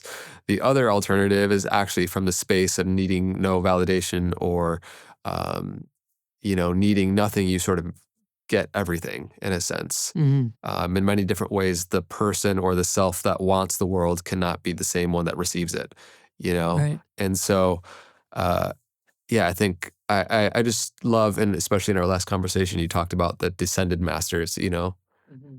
So much of like the spiritual conversation this day and age is like, we're here, but we're supposed to get up and out and higher. And sure, to a degree, there's a perspective there, but to the degree our roots go deep, the branches go high. And so I just, I love continuing to come back to like grounding this insight, Mm-hmm. coming back into your body, and seeing how they're all interconnected. So Yes, yeah. beautiful. So what I was saying about this map is speaking about that, Yeah. exactly. That for anything to rise, it has to descend first. It has to drop in, and then it rises automatically. And so on this map, we see that this, this level of consciousness that is our true nature, our true essence, our unified fieldness, the fact that we are that energy compressed into form, is chakra 12. The action of compressing and compressing and compressing gives the experience of movement, or gives the experience of descending into this dimension, coming in through a series of compressions. And so that's the chakra 11, is this cosmic quality, this universal quality of movement and compression. And it is that movement that happens through our body that is the sustaining quality of being here. The circulation of our blood, the regulation of our digestive system, our hormonal system, flourishing through the body. The movement of that chemistry is the communication and the connection that happens because we're compressing energy. It generates a vibration, which generates movement. And so that's the chakra 11 aspect of us. So what that translates to in like regular speak is we're designed to be in flow. We're designed to be in movement, which is why, our popular conversation is find your flow, get in your flow, get in that, rhythm of your life life and allow life to be this stream because it's our true nature. It's how we come in. And so then chakra 10 is the quality of consciousness that does receive, that does have. It's the gathering and the presencing of self here in this dimension. And so it's like a vessel that fills and fills and fills. And when the vessel fills and it brims over the top, this statement of, when your cup runneth over kind of thing, that it's the authenticity of self that is building. Like we're not jumping out ahead of ourselves. We're staying right on the self and allowing the self to cultivate and allowing presence to cultivate inside this system. And as it does, we awaken up through this primitive level of survival into flourishing and abundance and sharing because we can feel it. We know who we are. We know that this is for us. It isn't against us. And it's an experience that we are generating for ourselves. And so there's a level of consciousness that is revelatory in that way, which I mentioned before. But as you see in this map, it's like one leads to another, leads to another, leads to another. And in this revelatory state, we realize that this essence, this unified field, this infinite possibility is in our favor. It's in our favor. It's not against us. Life is not against us. And if we are perceiving it as such, we are choosing a smaller reality for ourselves than we could. We could choose a bigger reality. And the way to find it is to, ironically, to go deeper. The deeper we go, the sooner we find that pure stream that is that through line that is following this whole map that we've flashed up and shown people. And so we see life as a blessing. We see that we are being blessed and that we are offering ourselves into life in such a way that, leaves it better than we found it in terms of this thing that we're in, this collective, project that we're engaged in. Hmm. So, I love it. I love it. I think these conversations can support people in experimenting and getting in touch with that space themselves. And to me, where this really translates into how it changes people's day-to-day experience is kind of how we started this conversation, which is instead of orienting yourself towards the world to fulfill a sense of lack within yourself, you're moving from joy. And I'm just curious, what do you think is joy? And what happens when we start to move from that place and not in the search of it? I have to say that in the transcendental experiences, the transpersonal experiences that I have had and continue to have, I just in this last month had another very large opening that happened in real time actually while I was teaching a course.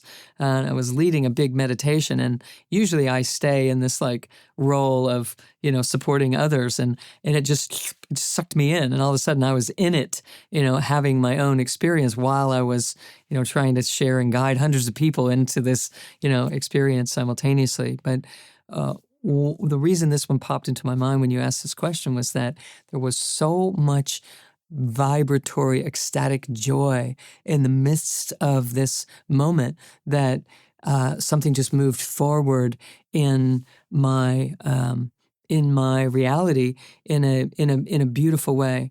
But here's what I know: every time that I've had these massive openings, this sense of joy is almost unspeakable. Like the one that I shared with in our other conversation was just this exalted state, high above the earth. Could see in every direction, the same in a light so brilliantly bright. It was 10 times brighter than the brightest thing I'd ever experienced in the desert or anywhere else. And I was suspended above the earth, and I knew that this was the truth of, who I was and who we are, and that we were engaging in a project here in this dimension. This isn't all that we are. It is who we are, but it's not all that we are. We're more than meets this eye here. And so the state of being in that exalted realm was complete joy. It's complete just peace and joy combined. Like there was just nothing missing. There was nothing else, nothing to do, nothing to become, nothing except this pure illuminated truth about who we are and what we are. And these, and then, through the 25 years, I've had multiple of these experiences, and every time joy is a factor bigger than I knew before. And so what I know is that when this energy is compressed, there's a vibration. And at its foundational level, that vibration is, in my experience, the most ecstatic presence of love and delight and joy that I could ever have more than I could have ever imagined, more than I could have ever imagined. And so I feel that it is the experience that happens when we decompress enough, but we are still in the body form, that we can feel the vibrations of the true essence of who we are. We can experience that on a vibrational level in the body. It feels beyond the body. It feels like it's in here and out here, to the point that there's no division between inner and outer. It's just an ecstatic presence. And I think the degree to which we open and integrate and embody will determine the degree of consistent and sustainable life, joyful life experience. That it's an opening, it's a decompression of an overly compressed state that we have generated upon ourselves because of an overuse of thinking, without allowing an equal presence of love and breath inside the body. That when love and breath and consciousness are combined, and we decompress enough of our beliefs and our past experience through story of the history of our lives and the contractions that we created, that when enough of that is integrated, we release inside and we allow something more belonging to have a life, and something more pure to be presencing itself in all different kinds of life experiences. And that vibration that is generated in those moments is what we call joy, in my ability to translate that best I can. Yeah. Of course, beyond words. But similarly, in my experience, like those experiences like expand you to a place where you cannot contract beyond that knowing. It's a reference point that kind of carries with you vibrationally, if you will, through all that you do.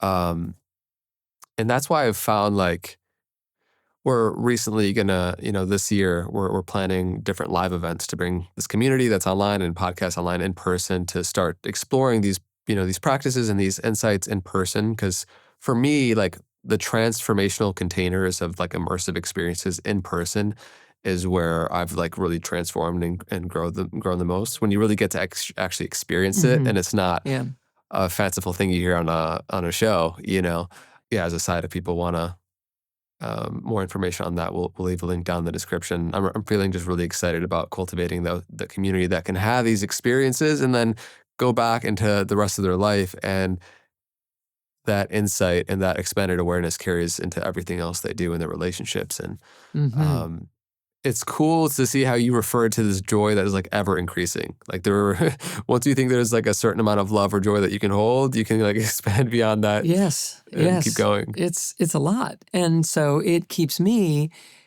delving even deeper and building deeper circuitry and accepting even more and deepening my roots into, like chakra 10 is the invisible root chakra, it's like the root chakra for this larger anatomy. So here's another image that shows this whole 12 chakra system and how they fit together. We have this immediate chakras 1 through 7 that everyone's familiar with, and then there's an 8 and a 9 overhead, and a 10 that is deep in the earth, and then an 11, which is the energy and the essence that is cycling inside this whole big chakra 12, which is referenced as this light body or the energetic, system foundation that I'm deepening into.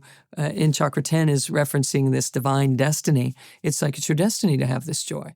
It's your destiny to awaken to the ecstatic self while you're here, walking and talking and living right through the illusionary boundaries that we've been operating in. And so when we have these experiences, and I love that you're you're going to do some live events because people love to do that. I know when I have my live events, people come and they open up and they flourish, and we find these frequencies that are compounded with other people in the space doing the same thing. When someone in the space starts to get it, open up and integrate, pop, pop, pop, pop, other people do the same because we're in coherence and we're just, each other showing the way for these greater openings of embodiment. So inside of that, as these openings keep happening with me, I start experiencing, beyond the greatest experiences I had 20 years ago. It is, I couldn't begin to measure the difference in the life experience I'm having now in terms of even finding joy in situations that would have upset me previously, that I see it completely differently. And I delight in the project that humanity is creating for itself in the myriad of different vibrational presentations that are happening with different peoples, in their varied beliefs and ways of operating, et cetera, that things that you would have derailed me before, I find joy in it. There's something really powerful about just the comical nature of it in a sense, and being able to laugh at yourself. Even when you get triggered, you still have a relative degree of like the funny nature that you're being triggered by something you're perceiving outside of yourself. It's not like a detached essence. It's more of like there's a life is perfectly designed to trigger you for your own greatest evolution. And the more that you increasingly are aware of that, the more it's funny when you can kind of catch yourself slipping back into that. Yes. And to me, that just creates a little bit of separation also between taking it seriously and, maintains more contact to be able to work with it. And you know what that is, in my perception, is that's a way that self-love expresses. You're loving yourself. You're like, oh, come on, look what you just did. Come here.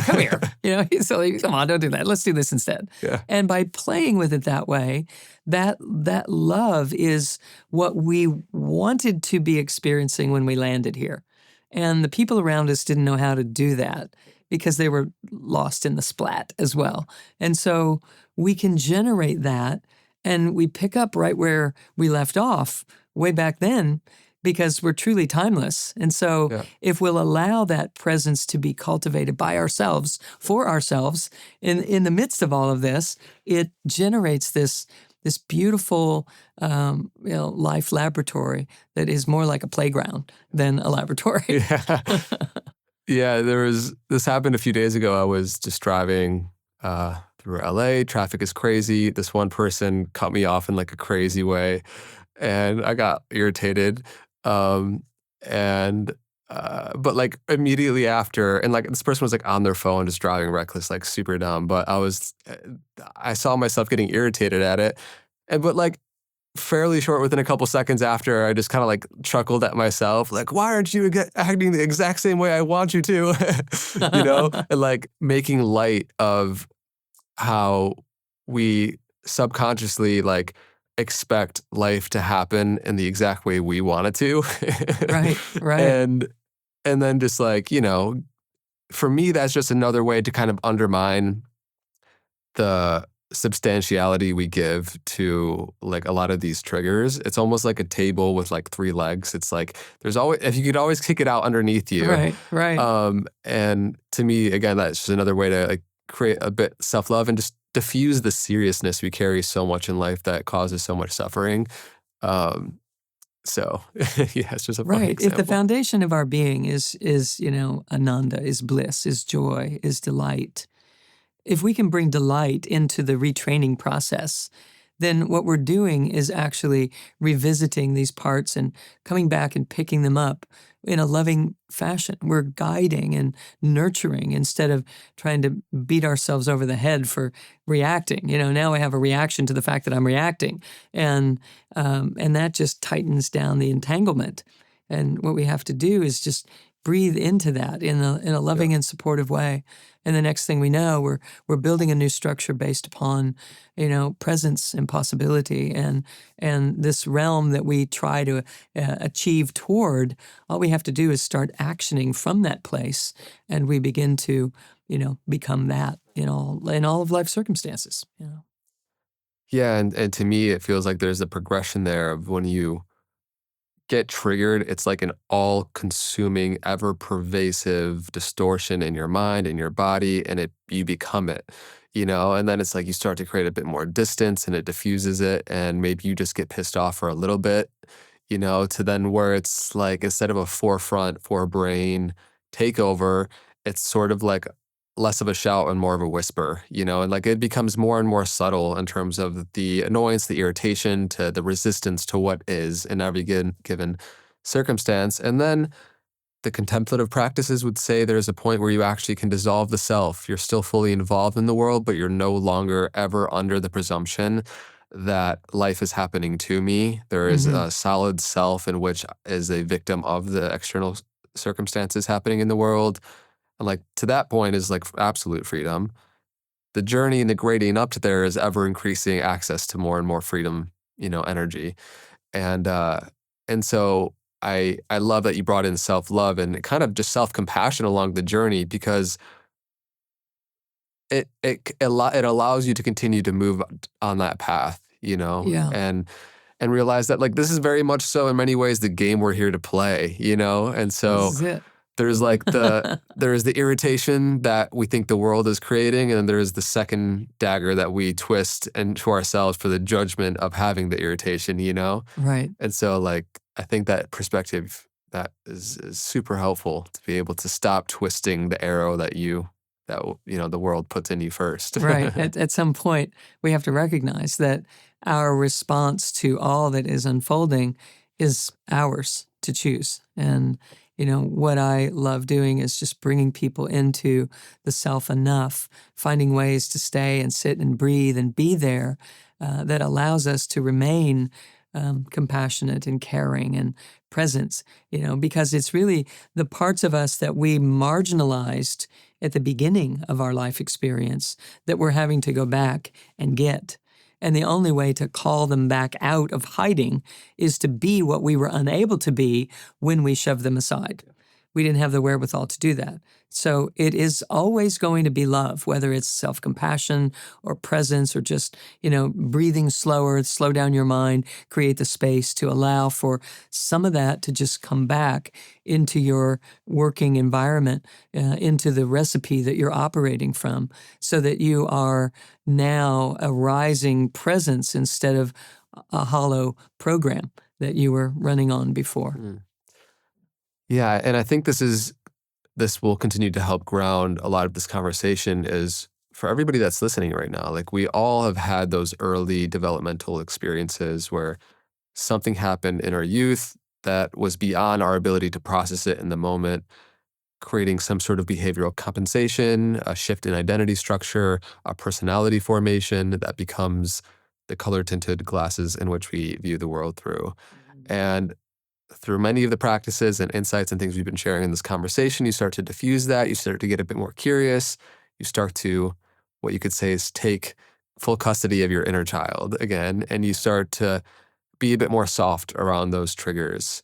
And there, in your work, you explain the direct link between the emotional blockages that we have, the corresponding biological diseases and illness and sickness that can then come from it, those Mm-hmm. energy centers. And I think we largely just overlook how psychosomatic physical diseases are. We think of them as purely physical, failing to realize there is an energetic and mental, emotional component to it. Mm-hmm. So for everybody that can, everybody listening right now has their own area of stuck energy. To varying degrees, we're aware of it. There's certain parts in our body that we feel it, certain organs that aren't functioning as well. And disease is one way that it becomes glaringly obvious that there's an issue or blockage in our system. Now, I would just love for you to share whatever you want in regards to how emotion and these sort of mental distortions and coping mechanisms are tied directly to the biological stuckness of energy and diseases that forthcome after that, how they're kind of connected, and how people can start to gain awareness and give loving attention to those spaces, which will then result in who knows what, but for a lot of people, big healings, greater joy, and so on and so forth. Yeah, you know what people don't, many people don't realize is that the physical body is the caboose on a train that is being driven by the full-on acceptance of our conscious magnificence, really, our consciousness and the magnitude of it.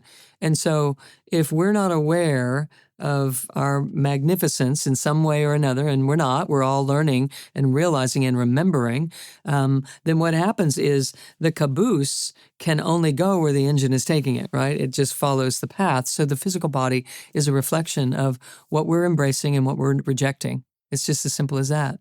So, well, it's not simple. It's very complex, and it runs our lives. But it's clear that the physiology is a reflection of what consciousness is being embraced and what is being rejected.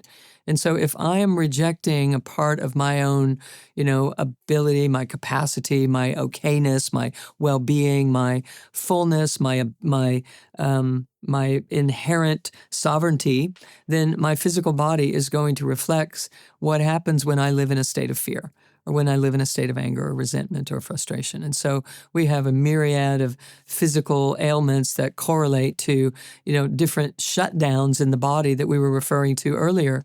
And there's a place in the body where those energies impact us. In other words, there are certain patterns of effect that anger creates in the human system, and fear generates a different effect. And animosity or resentment or fear or anxiety, they each have their own pattern of influences in the physiology, which then influence the levels of consciousness that different organs and systems of the body correlate to. So literally, there is a state of consciousness that is influencing, for example, our respiratory system. If I am in rejection to life and I'm not exchanging easily with life, if I'm hesitant, I'm likely to develop respiratory issues. If I am not digesting and metabolizing the things that happen in my life with accuracy and an open willingness that we've been speaking about here today, I'm likely to end up with a digestive issue in my physiology.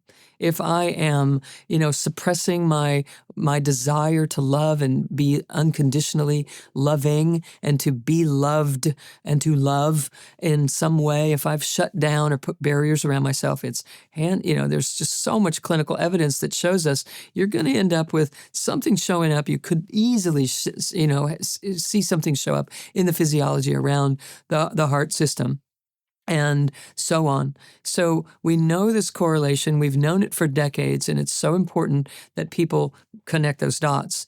And what I know is that if we just ask in the body, where could I build the circuitry to better allow my consciousness to flow and for me to come to know these parts of myself better than I ever have and embrace and accept them in some way that I haven't before, then I will have an effect on the train reaction of how it's going to show up in my physiology.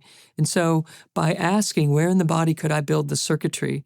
And if your mind goes somewhere, don't be surprised if at some point when you start working with that and anchor yourself in your body with these anchor points and breathe up and down in the central channel in the in-between moments, so that when you ask that question, it takes you somewhere. Don't be surprised if you sit there and breathe with that part of you that you've been directed toward.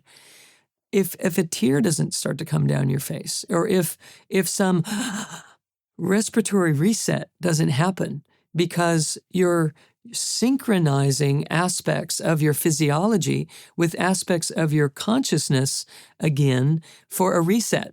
And you're getting another chance to allow that part of you to have a life, to come into your life. And when you do, you may feel that you fall into what may feel like a deep, dark well for a minute. Just fall. Don't resist it. Don't let your thinking mind kick in and try to understand what's going on. Just know that, hey, you're here in a safe space. There's nothing going to happen. It's just you. It's just energy. But you will fall into what will feel like a void, a deep, dark well. People talk about it all the time. And if that's happening, you're falling into the parts of you that you've not allowed to develop because they were set aside for all these years. So when you fall into them and you start to welcome them back into the mix, they don't have a name. They don't have a familiar face, these parts of your consciousness. It looks like you don't know who you are, you don't know what's going on. But if you will let that be, and you'll just drop into it with compassion, just like, there was a moment in my life when this started happening with me. These openings were happening. I didn't know what was going on. And my life was changing rapidly. A relationship ended. I was going out and teaching instead of just being in my clinic all the time. Flights were always canceled, and I had to cancel patients Monday morning because I couldn't get back to the clinic in time. And lost my mother, made her transition. She was my best friend. It was just all this stuff like in a short period of time. And I was headed to the clinic one day, turned back because I forgot something, had to go back, walk past my bed to get to my closet to get the thing, fell onto my bed, just broke, And in that moment, I thought, I'm having a breakdown. But actually, I was breaking in. And I was falling and falling and falling, and tears were just coming, and I was just like out of it, lost, spinning and spinning, falling down some deep, dark well. And something happened in that moment where I let go for the first time in my life.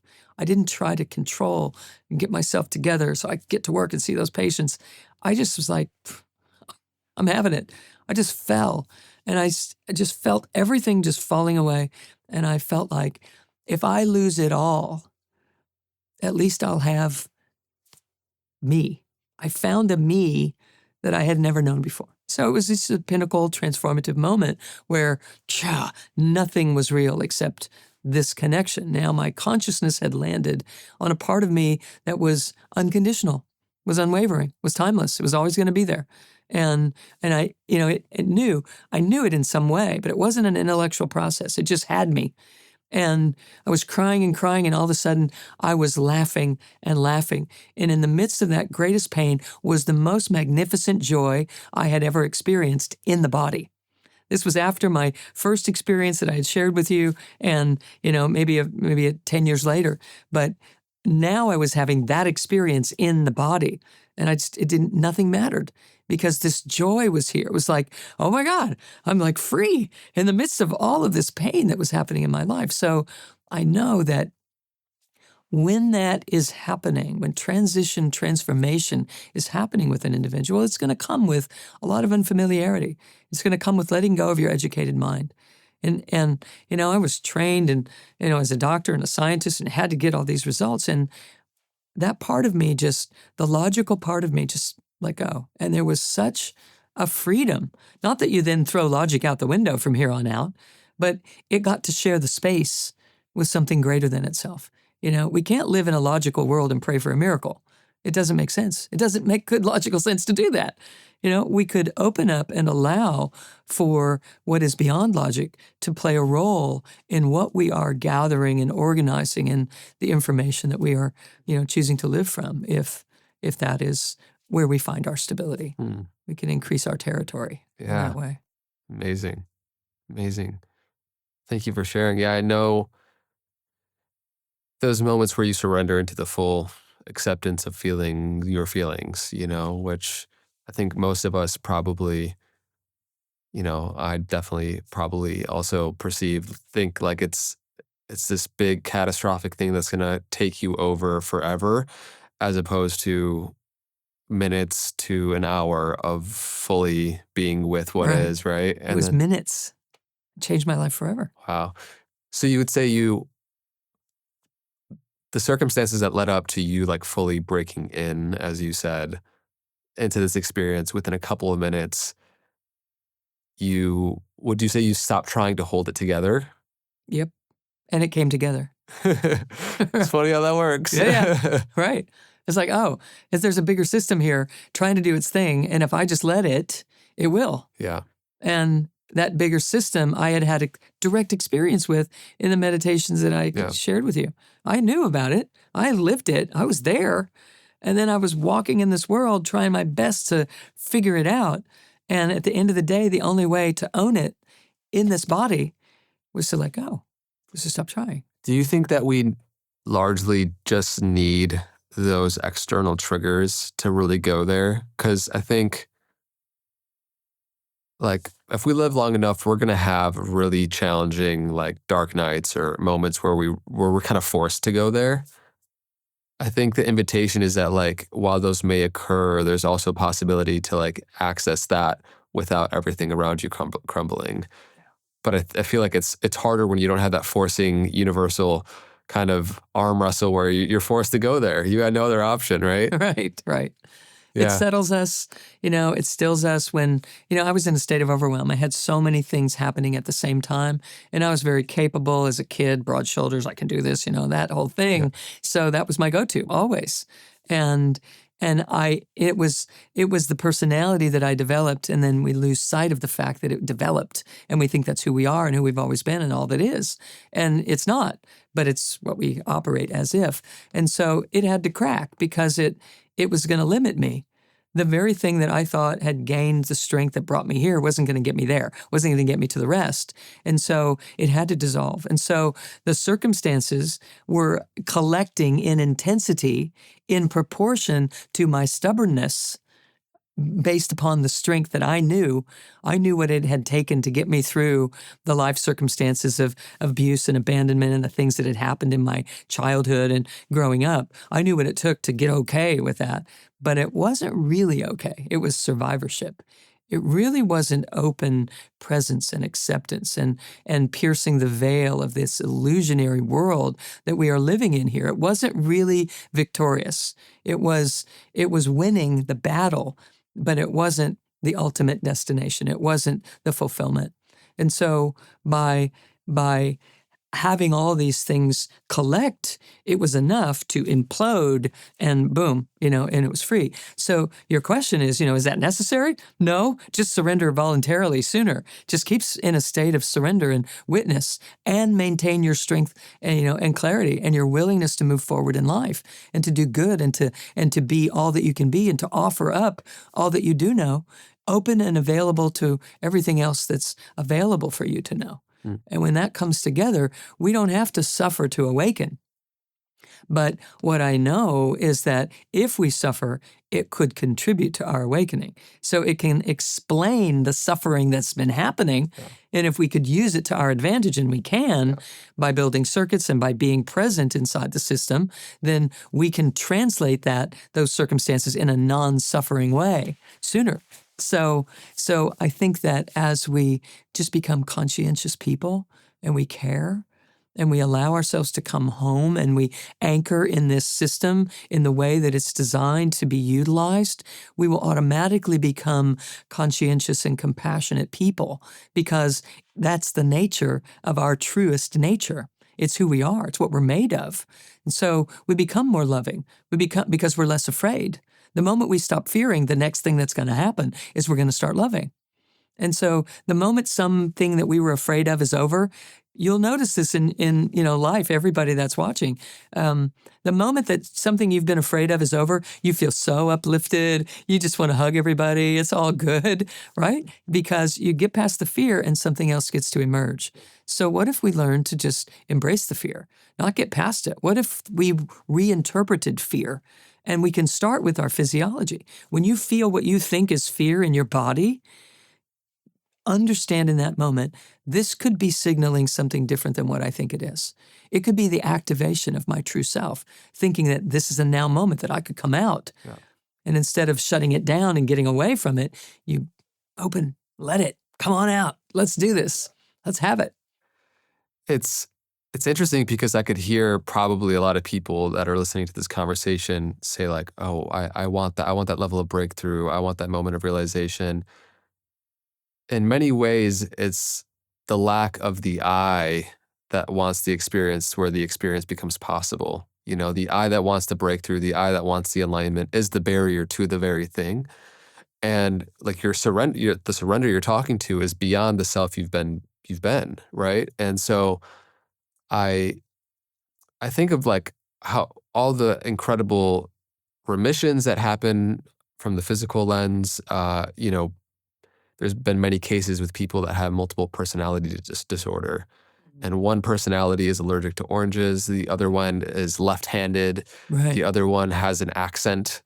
This is all one person Yeah. having different fractured parts of their mind that have correlated realities according to their personalities. And, I've seen this, even my sister recently, she's got deep into meditation. I'm so happy for her. She's been suffering with eczema and allergy to nuts her whole life. And that just completely went away after a few months of meditating, That's so fun. like an hour or two a day.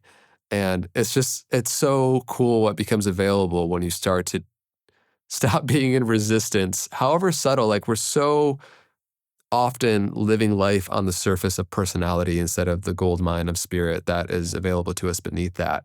And to think that it may be as little as a few minutes of feeling something fully, to be able to access that and live from that place, is both hysterical and frustrating. Yeah, right. And It's so ironic. yeah. It's all of the all of the all.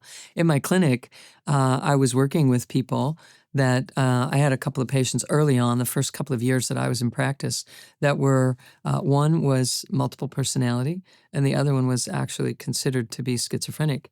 And that one, the second one was brought in, with family members and just supported in terms of us working together. And I was doing some hands-on work that is bioenergetic work, where we're rearranging, sort of like acupuncture, but it's taking into account how did this energy get distorted. And it always goes back to consciousness. There's a distortion in the field that then shows up in the body.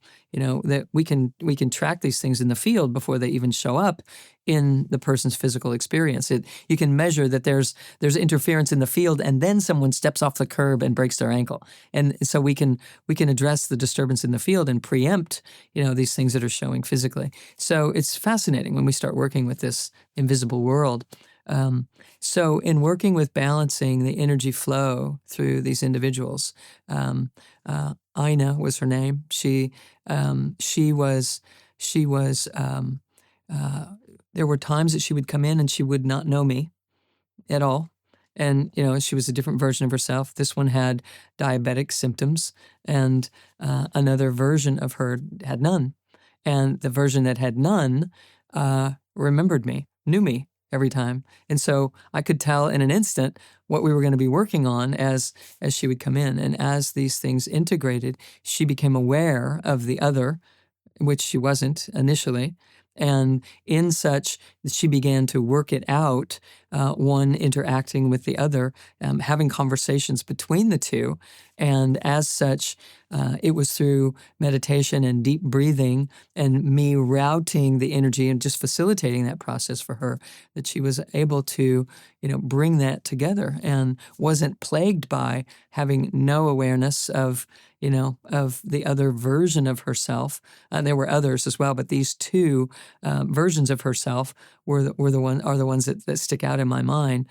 Many, many years ago, but it was just a miraculous, transformative thing that she became highly functioning in the world, able to have a job and have a life experience that she wasn't able to have before, all because these different compartments that we develop as a survival strategy are now no longer necessary. And the primary thing that was happening there was a deep, slow, channeled breath that was slowing her down so much that she could come present to herself in a way that she had never been able to. She had an abusive past and had just, clamped down to survive. Wow. Yeah, I think those cases where it becomes way more like dense or obvious, and the multiple personalities is like, is one end of the spectrum, and then we can like all relate to that in our own individual ways, right? You bet. In a more subtle sense, perhaps, in different ways. I'm curious. So, like, if you had 60 seconds, this is a big question. Take time if you need. But if you have 60 seconds to whisper a message into the hearts of humanity and everybody was listening, what would you say? So there is nothing broken, there is nothing missing, there is nothing wrong. You are here whole and complete, and you are on a project of discovering that. And you are constantly supported and guided through this process. It is a direct through line right here that you are the unified field come into physical form, and you are here to pierce through the illusion and experience yourself as the great, deep, joyful presence that you are. You'll do so by embracing more than you reject and by accepting more than what you've denied inside of yourself, and to step forward in what is true. It won't require courage. It might feel like it in the beginning, but at the end of the day, it's just the flow of this divine continuum pouring through into your life, and let it do exactly what it is meant to do. Let yourself have the life that you're meant to have. I don't know if that was 60 seconds or not, but it was perfect what it was. That's what I would whisper. If there was a mic that you were holding, I'd ask for you to drop it. That was beautiful.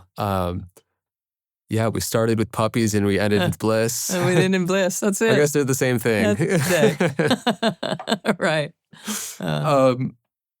Yeah, we've been going for almost 2.5 hours. Wow. We just drop into a portal. Timeless. Yeah, I feel like we could talk for days and not get tired, just because, there's a lot of different kind of conversations, and I feel grateful to be able to have many different types of conversations on this podcast.